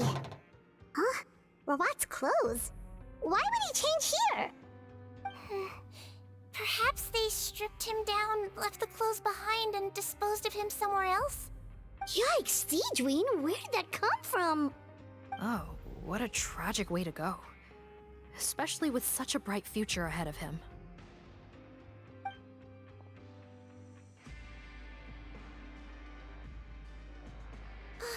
There's a path leading further on, Officer Morgan.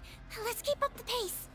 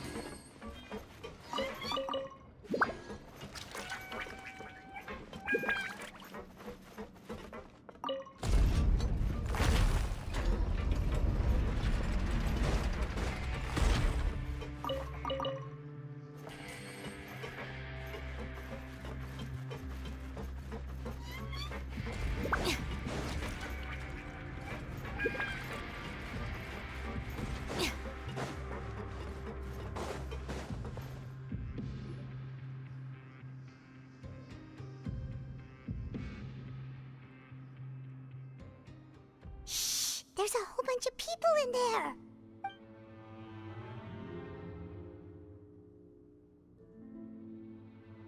Are you serious? You're telling us that within a day, our faces are going to rot like yours? Fontanian physiology changed dramatically after that great flood, and it's not as compatible with this face-changing solution as before. The side effects are as you can see. Why didn't you say anything before we all used it?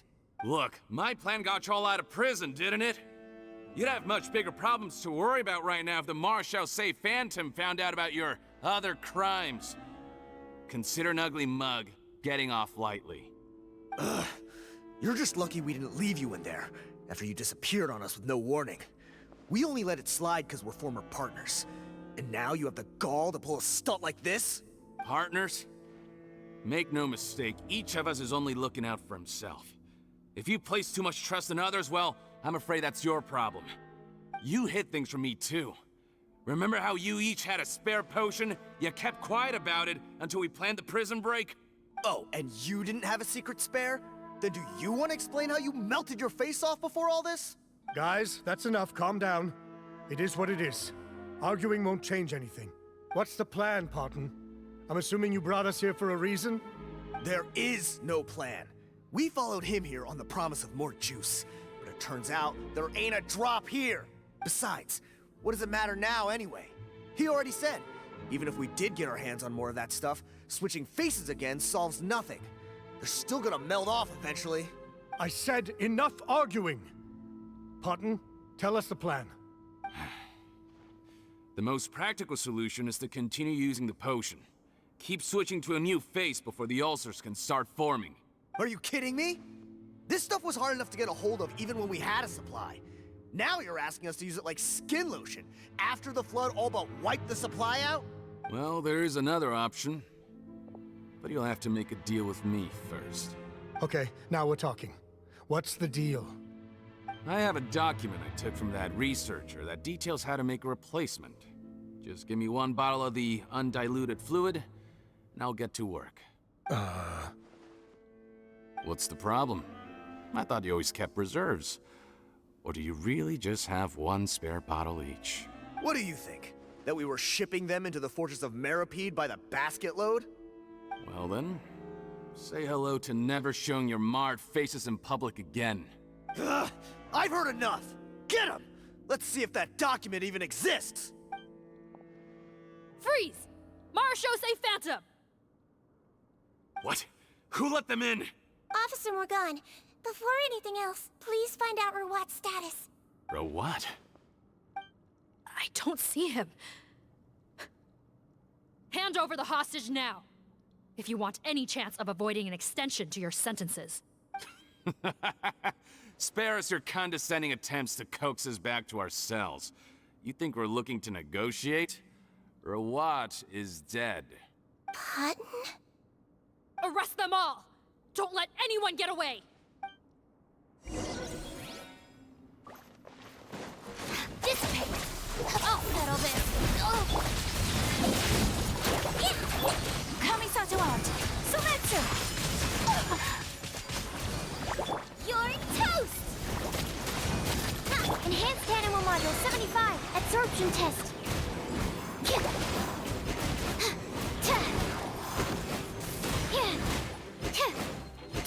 Our bond is strong. He might feel a little prick. Let's see. Embrace the ice. Out of my way. Dissipate. Nice and spicy. That really hurt. Stand clear.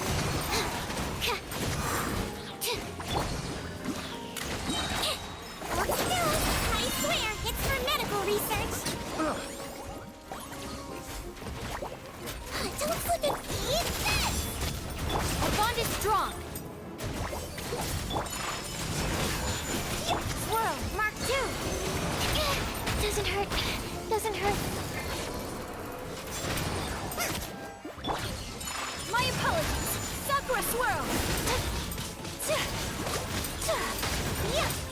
Stand with me. Calm down. I'll settle this. Don't be nervous. Just relax. Our bond is strong. Kamisato out! Sometsu! Koba, get them. Take flight. My apologies. Animal test 6308. Huh. Gotta say, I never expected to see the head nurse in combat.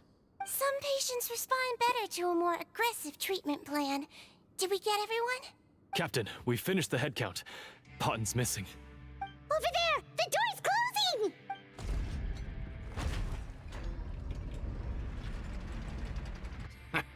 One group trying to arrest me, another trying to hunt me down. Good. I gotta kill two birds with one stone. How did he get up there? There must be a secret passage somewhere. Find it! Don't waste your energy. I already sealed it off. How naive.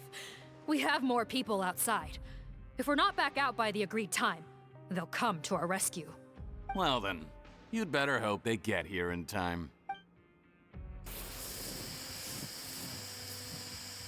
There's some kind of gas leaking from the pipes. Be careful, it's poisonous. This is our distribution center, where we store the product derived from our source solution. We had to use special fire prevention methods to prevent contamination. The pipe network here was designed to emit a gas for firefighting. One little modification later, and it makes an efficient death trap. Why would you do this? Your partners are here too. Oh, please. If they can't supply what I need, they're of no further use to me. Besides, I can't have them exposing my potential whereabouts. He's a maniac! Come on, we gotta find a way to open that door! Go ahead, struggle in vain. Once the last of you croaks, no one will ever find me again. So long! Are you sure you're ready to leave, Potton? You haven't changed your dressing today. You can't cure my face, just give up. And what if I could? Nice try. You're just trying to stall me. Don't you worry about me. I'll find a way to cure my face once I get out of here. Oh, I doubt it. After all, Fontanians can no longer dissolve in primordial seawater. What the? How did you? The key component of the face-changing potion is the fluid left behind by dissolved Fontanians. It might look like ordinary water, but it has some unique elements in it. Before the flood, all Fontanians were oceanids, physiologically speaking. A potion made from that fluid could dissolve and reconstruct the face of a Fontanian in much the same way as hydroidolins change form. Theoretically, it could give someone any appearance they wished. But since the flood, Fontanians have become true humans. They can no longer provide the source material for this potion, nor reap its benefits. Are you saying this potion is made from Fontanians dissolved with primordial seawater? Then their crimes are far worse than I thought. How could you know all of this? No, wait. Of course! Well, well. So that's why you have a human appearance. It also means that I have a formula you're unaware of. The air's getting thicker. It's getting hard to breathe.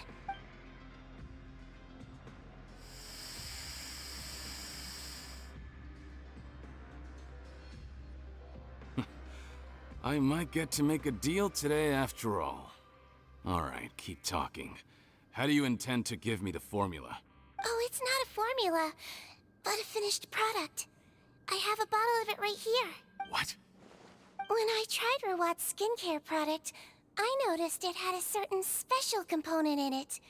So I had my friends gather some other ingredients for me, and sure enough, a little experimenting later, I'd produced the potion.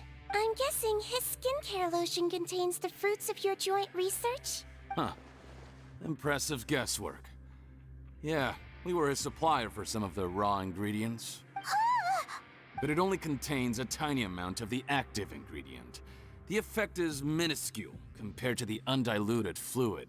Well, I found a way to reverse the dilution process, giving the skincare lotion a similar effect to the fluid it is derived from. That's impossible. If I tell you some of the ingredients, I think you can figure it out.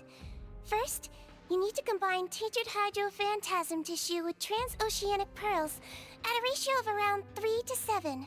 Tainted hydrophantasms and transoceanic pearls. I see. Can't believe I never thought of that. So, can we make a deal? Sounds good to me. There's a delivery pipeline beneath this window.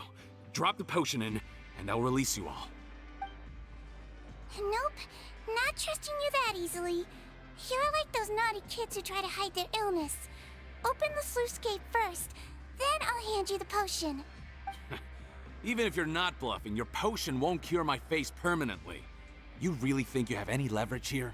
I'm not closing the valve this time. Clock's ticking. Fine, then I'll just stand here with the potion in my hand.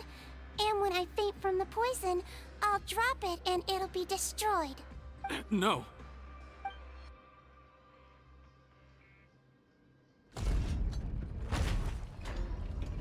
It's open!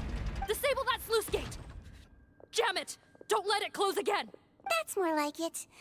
In that case, a promise is a promise. Head nurse, there's too much poison gas in here. We have to leave, now!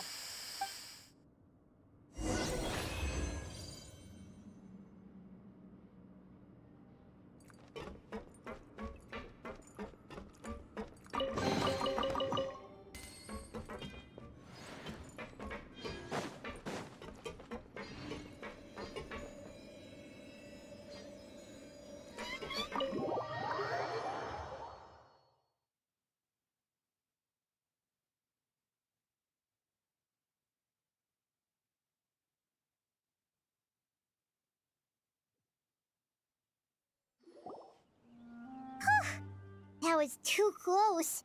That button is a real nasty piece of work. Oh, don't be too quick to sit down. Moving around a little will help relieve the soreness. Same goes for you, Traveler. Oh, but Paimon, you should be fine, right? Flying fast is pretty tiring too, actually. Anyway, that's not important right now. Paimon's still shocked to learn that there's a whole criminal operation going on behind that skincare lotion. Shame I ended up giving the improved version to Potten after finally making it for you. I'll make you some more, I promise.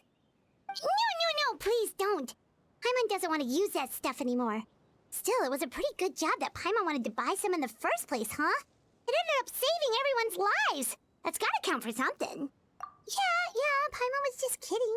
Head nurse. I've done a final head count of our team and the criminals.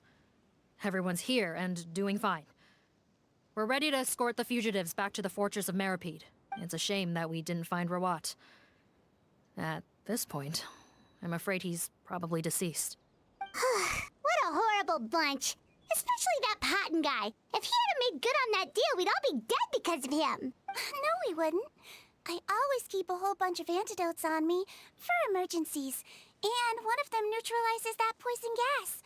We'd have been fine, even if you hadn't opened the gate. What?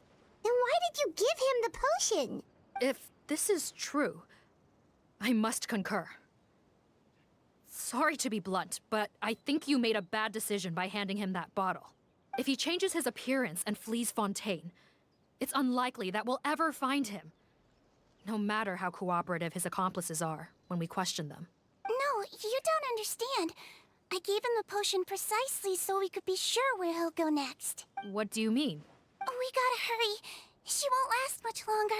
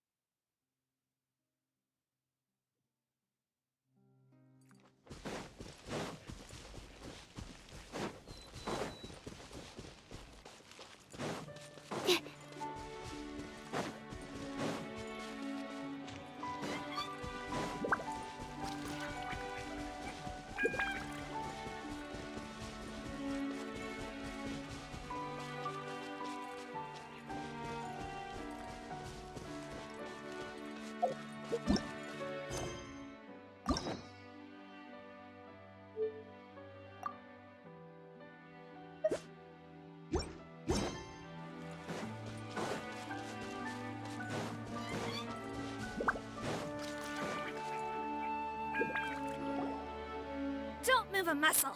I might be short, but I pack a mean punch. Captain, you're just in time.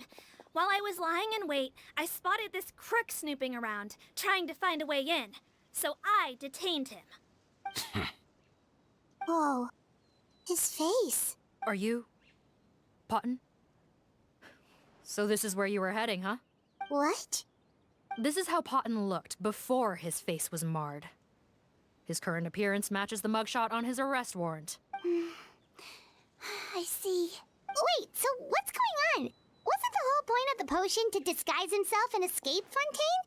Why would he change back to his original face and run right into our trap? Enough of this nonsense. Let me in. You better pipe down. There's an old lady in there who's very sick. No way are we letting a crook like you inside. To heck with it. Listen to me. I'm Rawat. That's my mother in there. He's gotta be lying, right? Rawat was a victim in all this. He was forced into it against his will. How can he and this monster be the same person? Forced against his will? That's the funniest thing I've heard all day. Back when I was being coerced, everyone thought I was colluding of my own free will. And then when I actually became a criminal in my own right, you all suddenly thought I must be under duress. Amazing what a difference a handsome face makes. Save us the speech. Explain yourself. You want an explanation? Fine. I'll tell it how it is. When I was just Potten, the whole world treated me with contempt. Ew. What do you want? Get away from me. Women despise me. Collaborate? You don't look like much of a researcher to me. My peers scorned me. Mr. Potten, was it? I'm most interested in your research.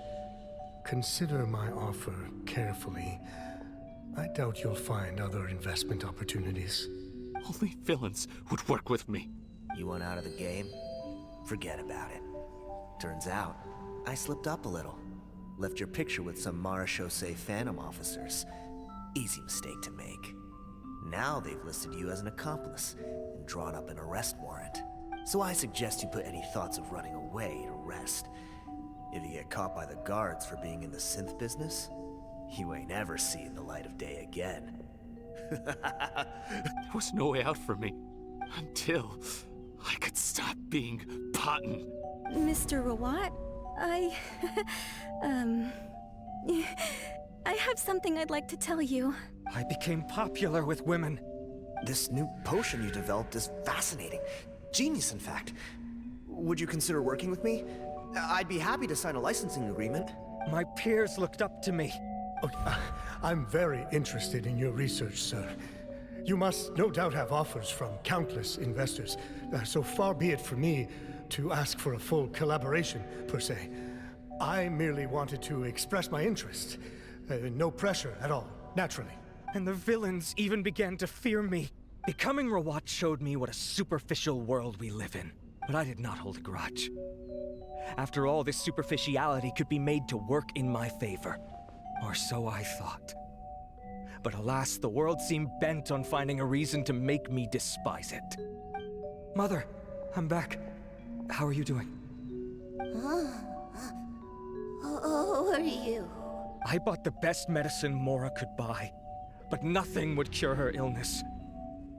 In the end, I hoped she'd at least be able to see her son one last time before she passed, but when everyone else rejected me, the only person who cared about me was my mother.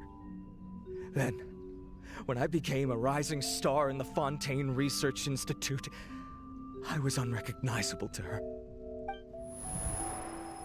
I have to let her see me again. Even if it means donning my own wretched, ugly face.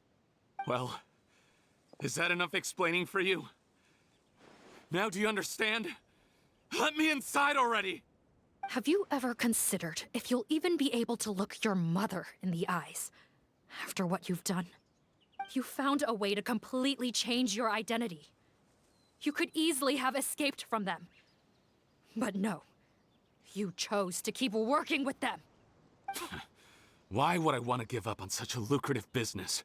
The profits were dozens of times that of the synth business, and it was all above board. So you kept being a villain just for the money? Villain? By what standard? Is doing evil deeds really what makes someone a villain in your eyes? Or does it all come down to the way they look? None of you saw a villain when I was wearing my other face, did you? You have no right to judge me! You're all just fake people living in a hypocritical world! I regret nothing! My mother would understand! You're a villain to the core! But especially that tongue! Honestly, I don't see a villain when I look at your current face either. Don't humor me. You don't seem surprised by my confession in the least. How long have you known the truth? I didn't know anything for sure until you chose to take that potion bottle and spare our lives. But if you're asking when I started suspecting you, it was the first time you came to see me at the infirmary. I had to confirm my suspicions. That's why I chose to join this investigation. Are you kidding me? A young, promising researcher and a wretched criminal? What on earth gave you the idea that they could be one and the same person? Well, there were no visual clues. This potion's face-changing effects are very powerful. Even as a Melazine, I couldn't see through the disguise. But I believe I understand humanity a little better than most of my kind. Humans have certain fundamental qualities that do not change with their appearance. Fundamental qualities, huh? So you think you're the one who's seen through me, do you? Most people probably don't know this, but I think I can guess what your deal is.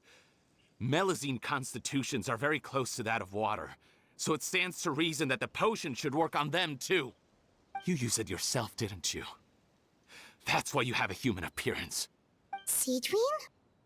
Yes, you're right. I'll bet it was back in the days when Melazines were discriminated against because of their appearance. It was either carry on living in the gutters as part of an alien race cast out by humanity, or become the head nurse of the Fortress of Meripede, revered by all. Not a hard choice to make. It's a no-brainer. So you see, you and I were the same. And I'm the one who saw through you! That's not important right now. You came here to see your mother, didn't you? Well, I can grant you your wish. Huh? Head nurse, I'm not sure that's a good idea in his current state. Don't worry. Back in the warehouse when I traded the potion for our lives, I was doing it to test him. He was willing to risk sacrificing his only chance of escaping capture by opening the gate in exchange for the potion. Also, he could see his mother again. If nothing else, his concern for his mother is genuine. I see. So before you arrest him, please allow him to see his mother one last time. The Traveler and I will accompany him. You have nothing to worry about. All right. I understand.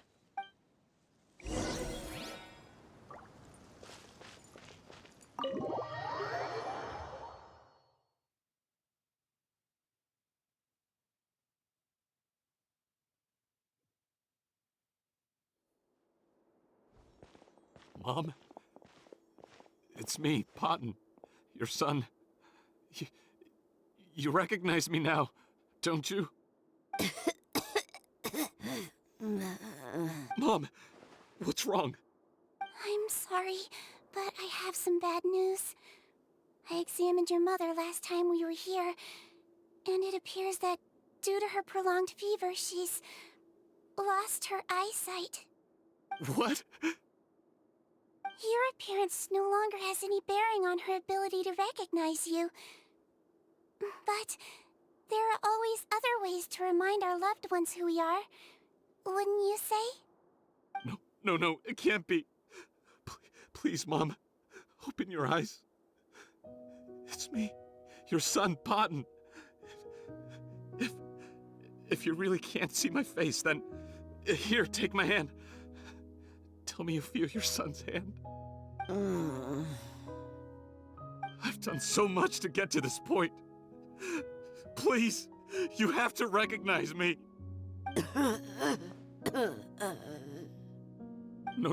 No.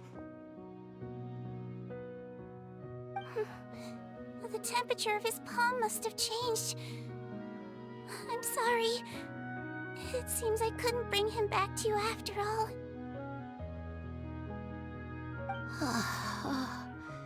It's you. Thank you.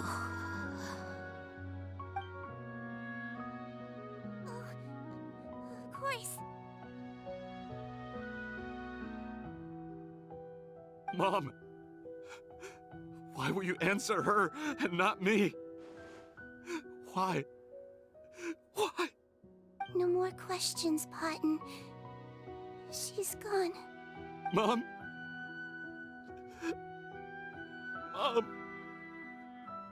I'm sorry to say this, Potton, but you and I are not the same.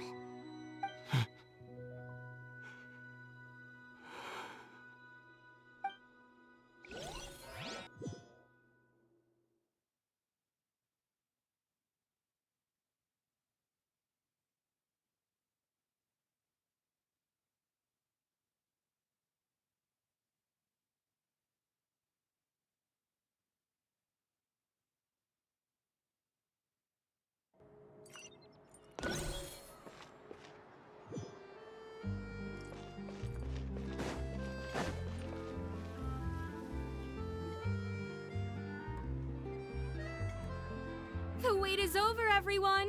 The sale of our new skincare product, Romaritime Essence, will now begin. Another skincare promotion! And it's selling as fast as last time. Wonder what people would think if they knew what was in the last batch. Oh, Cedrine's here too! Hey, Cedrine! Oh, Traveler Paimon, hello! Oh, I hope you two got a good rest yesterday after all your hard work. Of course! Nurse's orders, right? Anyway, are you here to take notes for your next article? Actually, I'm mostly here to help Officer Morgan wrap up yesterday's case. Ah, that reminds Paimon. That stuff sold like crazy, didn't it? Is it gonna cause huge problems? Nope, there's nothing to worry about. Unless modified, Butterfly Dew is an excellent skincare product that's completely safe to use. Besides, officers have already retrieved all Butterfly Dew purchased on the market. Now it's just a matter of disposal. After consulting Monsieur Nervulette, I came up with a way to neutralize any harmful effects, so it'll evaporate naturally without polluting water or soil. Wow, it's Seedwing to the rescue again! Thank you for serving as our consultant, head nurse. All the butterfly dew we recovered has been disposed of, according to your instructions. Great! Good job, everyone! Also, you mentioned you wanted a copy of Rawat's interrogation records. Well, technically, Potten's records. Anyway, I have them with me. Here. After he saw his mother for the last time, it was like all his mental defenses came crashing down. He put up no resistance during the interrogation, and answered all our questions. We learned a lot. Apparently, the formula was something he discovered by chance, while helping the criminal gang produce synth. Later, he came up with the idea to dilute it, and use the resulting substance as a skincare product. Their supplier was Vache. But you could also argue that they were the ones doing him a favor. His operation helped Vache's gang dispose of an enormous amount of evidence. It made for a seamless collaboration. One man's trash was another man's treasure, and there were no loose ends. It's no wonder we never noticed what Potten's gang was up to. Vache again, huh? Is there still no end to the harm he caused? Make no mistake. The crimes of Vache and his accomplices will come to an end. It's only a matter of time. Since the flood cut off their supply of primordial seawater, they've been forced to resort to riskier methods, like using their private reserve to attack people on the street. Naturally, those attempts all ended in failure. After receiving numerous reports, we were able to zero in on the gang and eventually round them up. That sounds more like it. Based on what he told us in his confession, we pretty much had him backed into a corner, even though he made a point of distancing himself from the gang while disguised as Rawat. He tried to throw us off his tail by reporting his accomplices, giving him enough time to transform back into Potten and see his mother one last time. But there was one thing he hadn't anticipated. Even though Potten had been missing for a long time, we were very much still on the lookout for him. So, the moment he appeared in public after changing back to his original appearance, we caught him. So he tried this once before, huh? Guess he really did want his mother to see him again. But in the end... Looking at the interrogation records, it seems like he spent the first sum of money he earned as Rawat on his mother's treatment. Yes, which is why I suspect that his initial motive for using the potion was not personal greed, but a desire to become somebody who had the power to save her. Even so, he went too far. In the end, he got what he deserved. I understand. Thank you for bringing me these records. Why did you want them anyway? Potten was one of my patients, so I need to put together a medical file for him. My teacher always stressed that a person's life experiences are just as important to their file as their medical history. Why are you still treating him like your patient? Isn't he kind of beyond redemption now? Well, that may be true, but a patient is a patient, regardless of the choices that bring them to my care. One last thing, head nurse. Please keep everything you know about this potion a secret. It would be for the best if most of Fontaine knows nothing of its existence.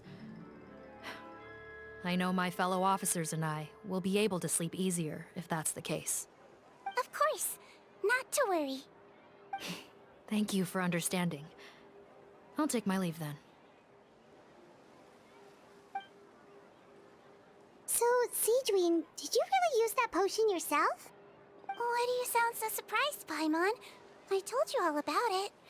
It was quite a while ago now.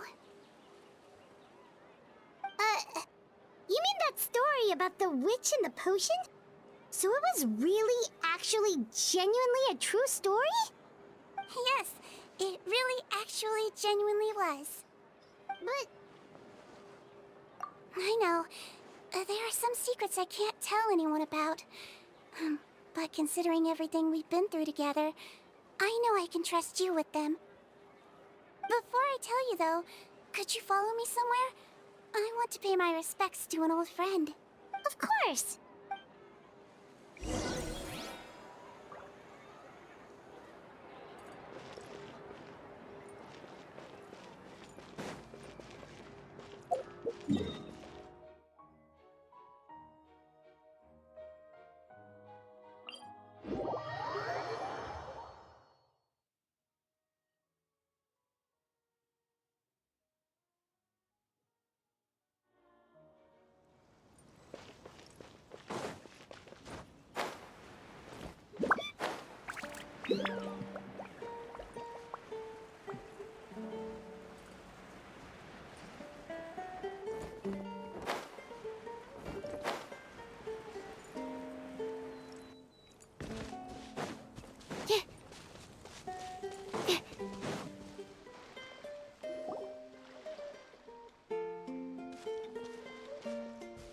Oh, Nervalette and Risley, they're here too! Good to see you, Traveler. Paimon. I trust all has been going well for you? Big news, everyone. The Udex is out of his office on important business. Hmm? Is that genuinely something people would consider big news? Why wouldn't they? Important business is a big deal. Ah, yes, you're quite right. When someone you care about requires emotional support, being there for them at the right time and place is of the utmost importance. After reading the Maréchal Phantom's reports, I had a feeling a trip here might be in order. Take note. That, my friends, is how Monsieur Nervalette shows that he cares. We're both here for the same purpose, actually, to accompany Sigewinne as she pays her respects to her late teacher. So the old friend she mentioned was her teacher then? The witch? Oh, sorry. Paimon didn't mean to be rude. It's only because Sigewinne calls her that all the time, so... I doubt she considers that title to be offensive, Paimon. Don't worry. Indeed. In fact, I believe Sigewinne would take it as a sign of affection. She has spoken of this doctor on many occasions, and it sounds like she was a truly generous individual. In those days, many people harbored prejudices against Melusines. She was the only teacher willing to take Sigewinne on as a student. Wow. It's really nice of you two to be here for Sigewinne. Guess you guys really look out for your younger colleagues, huh? Younger colleague? Well, that might be true for the Udex, but I'm not sure I can say the same. Sigewinne served a sentence in the fortress of Meripede hundreds of years ago, and after she did her time, she decided to stick around. She's been an integral part of our administration ever since. Strictly speaking, the head nurse has been around longer than most people in the fortress, myself included. Pretty sure that makes me the younger colleague. She served a sentence? Yes. Long before I became Udex, there was an ancient law in Fontaine that prohibited any attempt to transform another species into a human. Initially, I and most researchers believed this law to have been imposed due to ethical concerns. But now, it seems more likely that the law was nothing more than an insurance policy, a way for Egeria to ensure that her people would remain insulated from the truth, thus enabling them to lead more straightforward, happier lives. Ignorance is bliss, as they say. Sigewinne had her reasons for choosing to obtain a human form, but the act was nonetheless in clear violation of the law. Could you tell us a little bit more about what happened back then?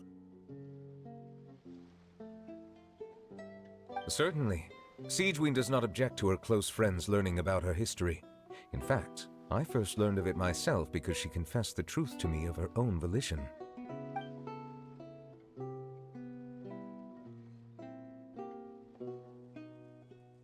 Even with their daughter so ill, they kicked you out? Stubborn as always. And prejudice isn't a disease I can cure either.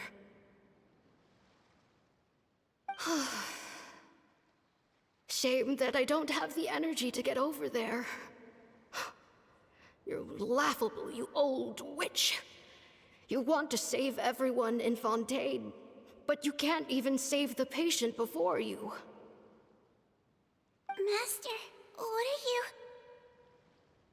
I discovered a strange disease, one I suspect that every Fontainian suffers from. But without witnesses or proof, no one will believe me. I had no choice but to experiment on myself to find a cure, but I hit a wall. And as you can see, it took a wretched toll on me. Then I'll find a cure for you, and then you can go cure her. There's no need. I am beyond saving now. There's nothing you can do. But, Master... As I said before, a doctor's duty is to treat whatever ailments they can.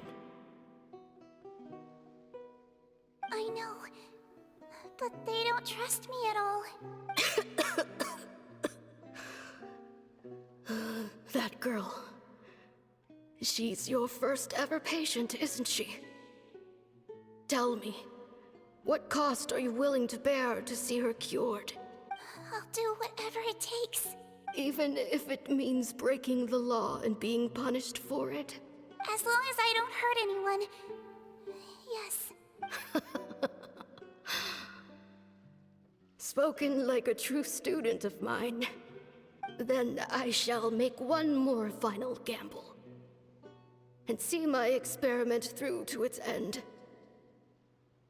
Leave me for now, and come back in 2 hours. If I am able to work this miracle, then I will have found a way to save all Fontainians, and I shall be able to help you treat that girl.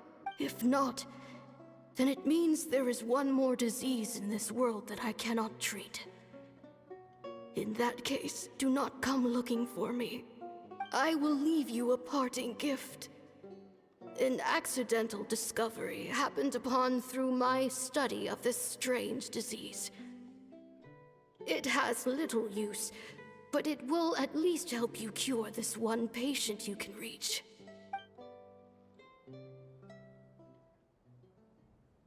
When Sigewinne returned, the miracle had not occurred.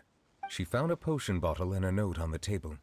After using the potion as instructed, she gained her current form, breaking Fontaine's law in the process.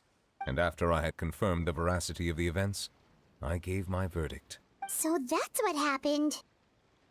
I fear Sigewinne only understood the full story after the truth about the dissolution of Fontainians was uncovered. When I reflected on all this with that knowledge in hand, I felt a deep sense of regret.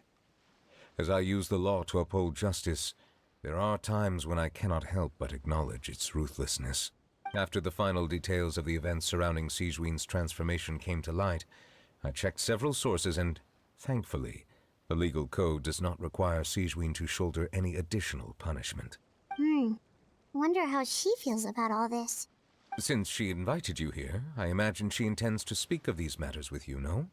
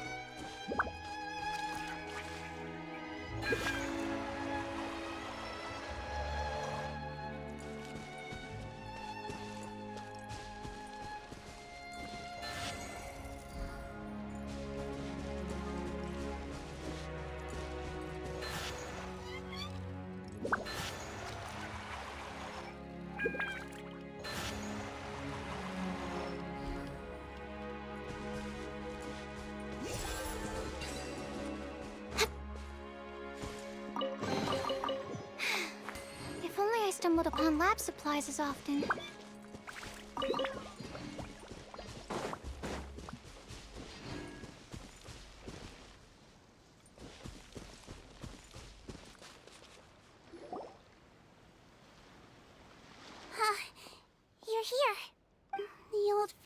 mentioned was my teacher. When she passed, her body was nowhere to be found. All that's left of her is an empty tomb. And even that's deep underwater now. Seedwing, the witch who gave you the magic potion, she was your teacher, wasn't she? Sounds like Monsieur Neuvillette filled you in. After learning the truth, it must have been hard to process, huh? Well, to be honest, after I realized what really happened that night, my first thought was that it kind of made sense. It seemed exactly like the sort of thing she would do. But she was planning to sacrifice herself and never told you. That's just who she was. If lying is what it took to get a kid to take their medicine, then that's what she'd do. Alright, but why did you turn yourself in? I broke the law, simple as that. My teacher made her choice, and I made mine. True. It's just, the way Potton framed it when he was asking you all those questions, it made Paimon really mad. You're not like him at all, and everything Neuvillette said confirms that. And yet, you were still convicted and thrown in prison. It just feels so unfair. Unfair? I happen to think just the opposite. If I hadn't served that time, I'm not sure I would have been able to stay strong when he was questioning me. What makes you say that? I knew you'd be curious. Let me tell you a story. The verdict came down. This Melusine is guilty. The Iudex defended the authority of Fontaine law, but he did not confiscate the Melusine's medical kit. And so, the Fortress of Meripede gained a new little doctor. She still wore her hood and raincoat, even though it never rained in the fortress. Perhaps thanks to her human appearance, no one refused her treatment. She treated more and more patients, and her sentence grew ever shorter. Finally, the people of the fortress could not live without her, and though her sentence ended, she did not leave them either. Then one day, she received an invitation from the outside world. The location seemed familiar, and when she arrived, an old lady was waiting for her. She saw right through the Melusine's disguise, but didn't reveal it. Instead, she asked a question. Tell me, why do you think you gained the respect of so many people, despite being a Melusine? Because I look like a human? It's been 50 years, Sejuin, and you haven't aged a day. I think everyone knows you are not human. I finally found you, after all these years. I still remember, you know. It was you who saved me that night.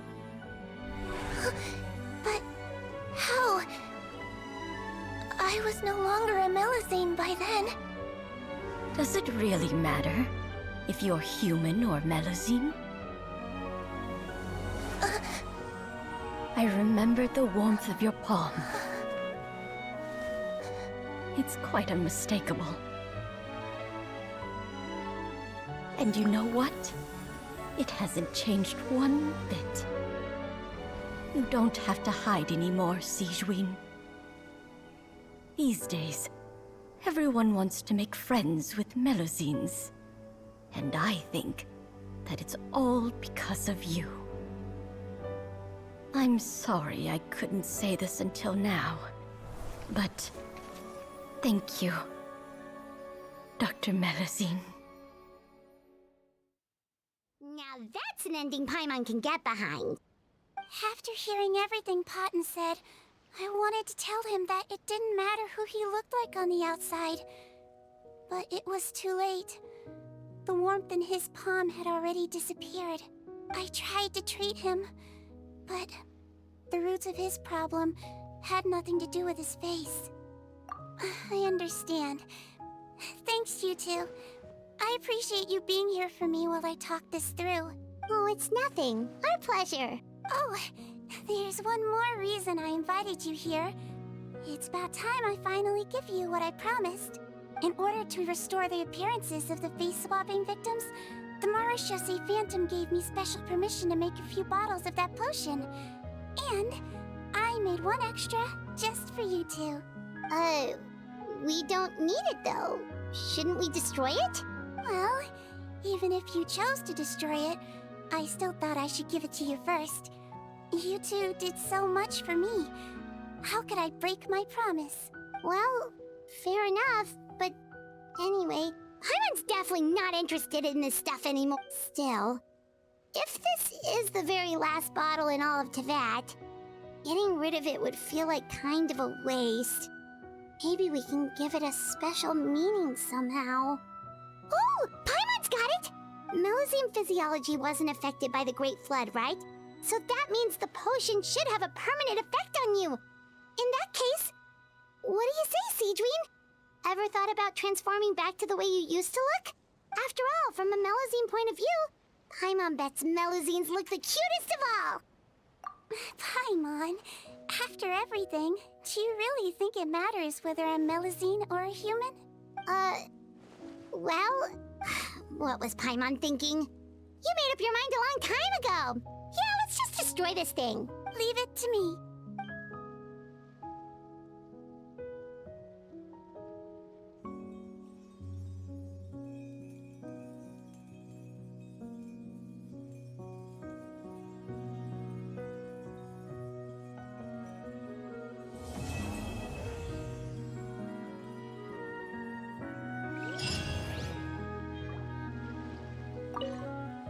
I'd like to stay here with my teacher for a little longer.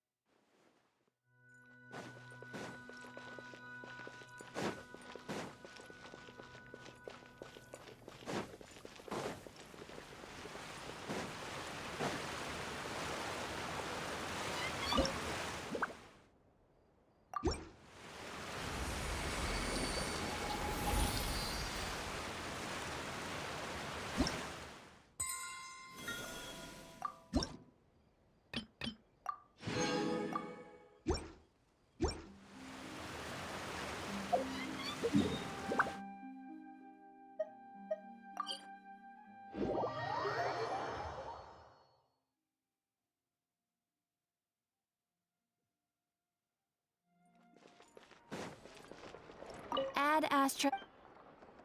Thank you for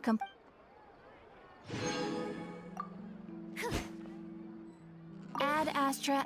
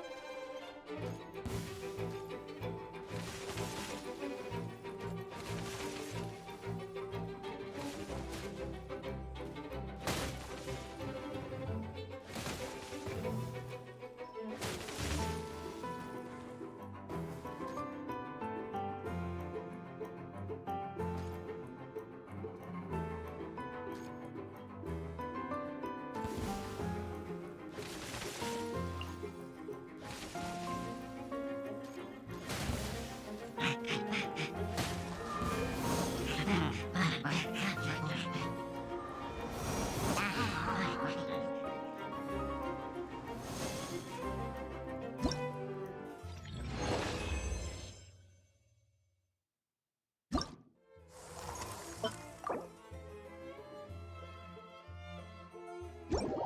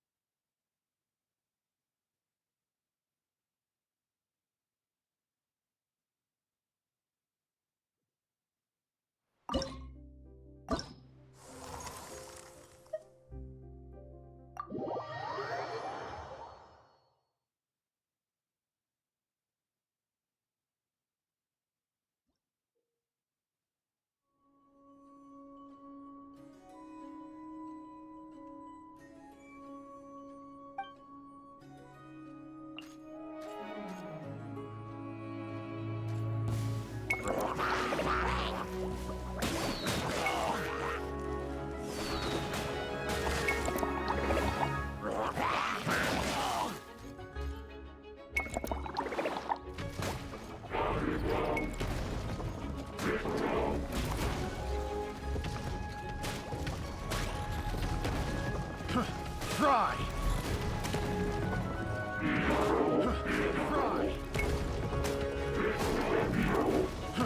Fry!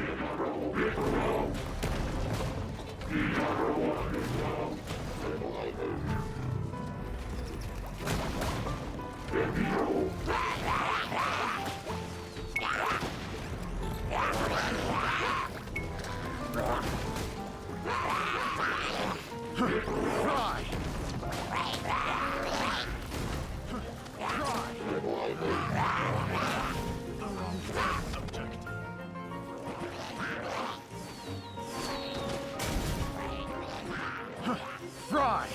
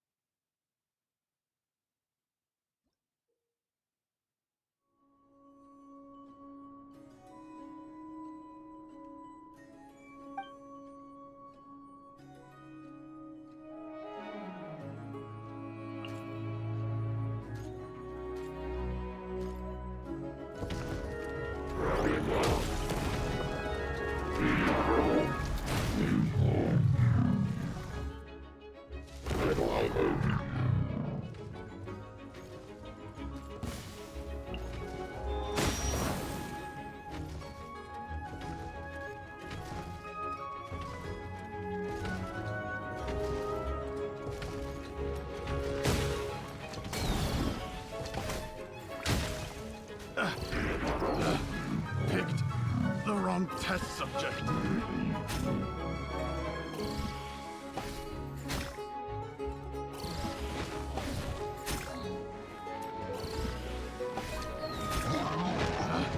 Picked the wrong test subject.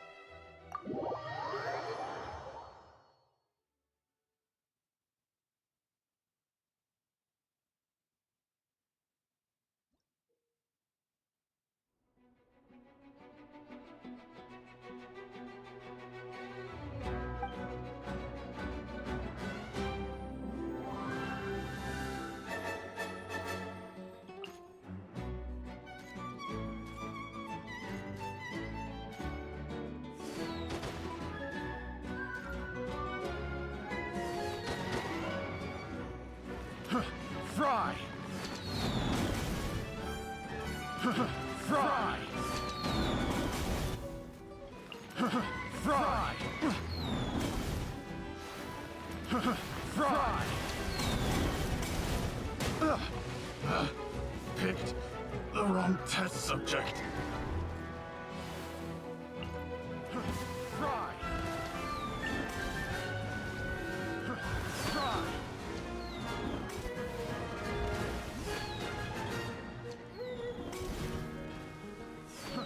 Fry!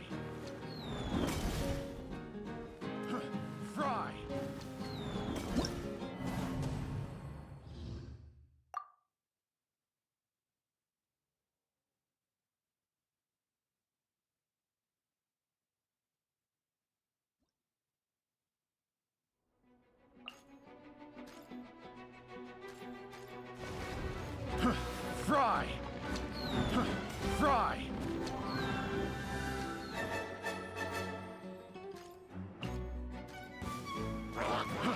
Fry!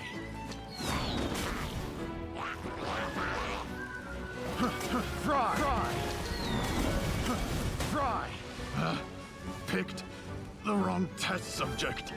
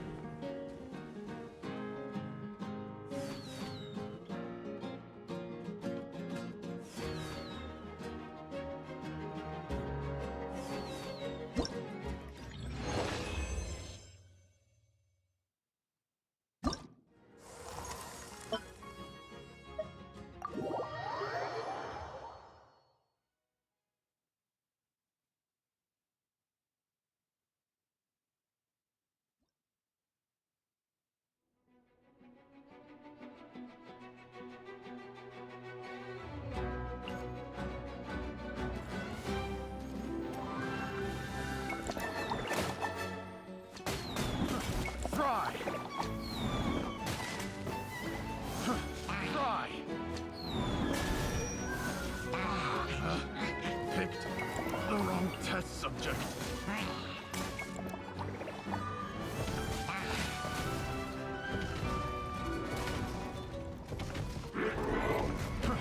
Fry!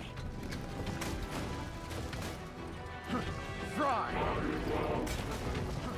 Fry! Fry! Fry!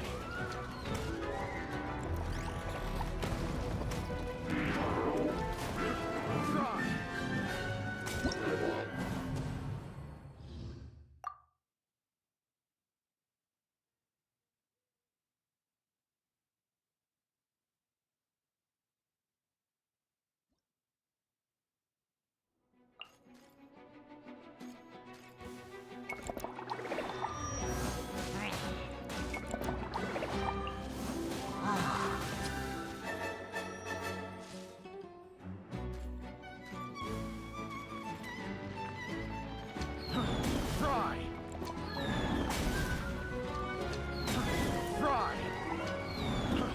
Fry!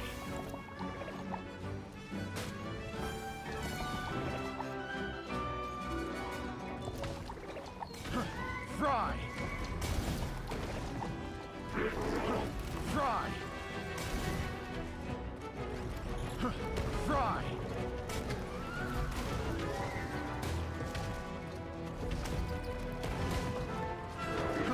Fry! Fry! Picked the wrong test subject.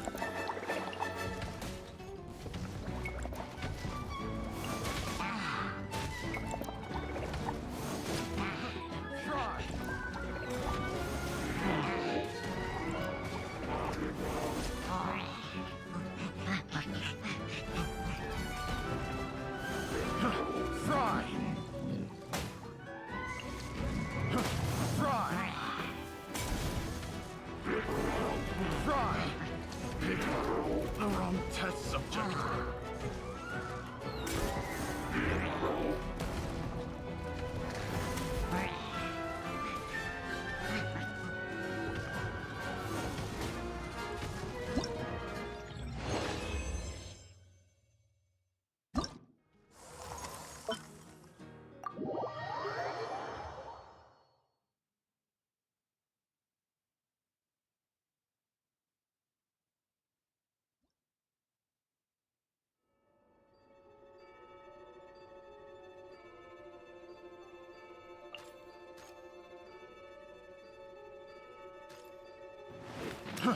Fry! The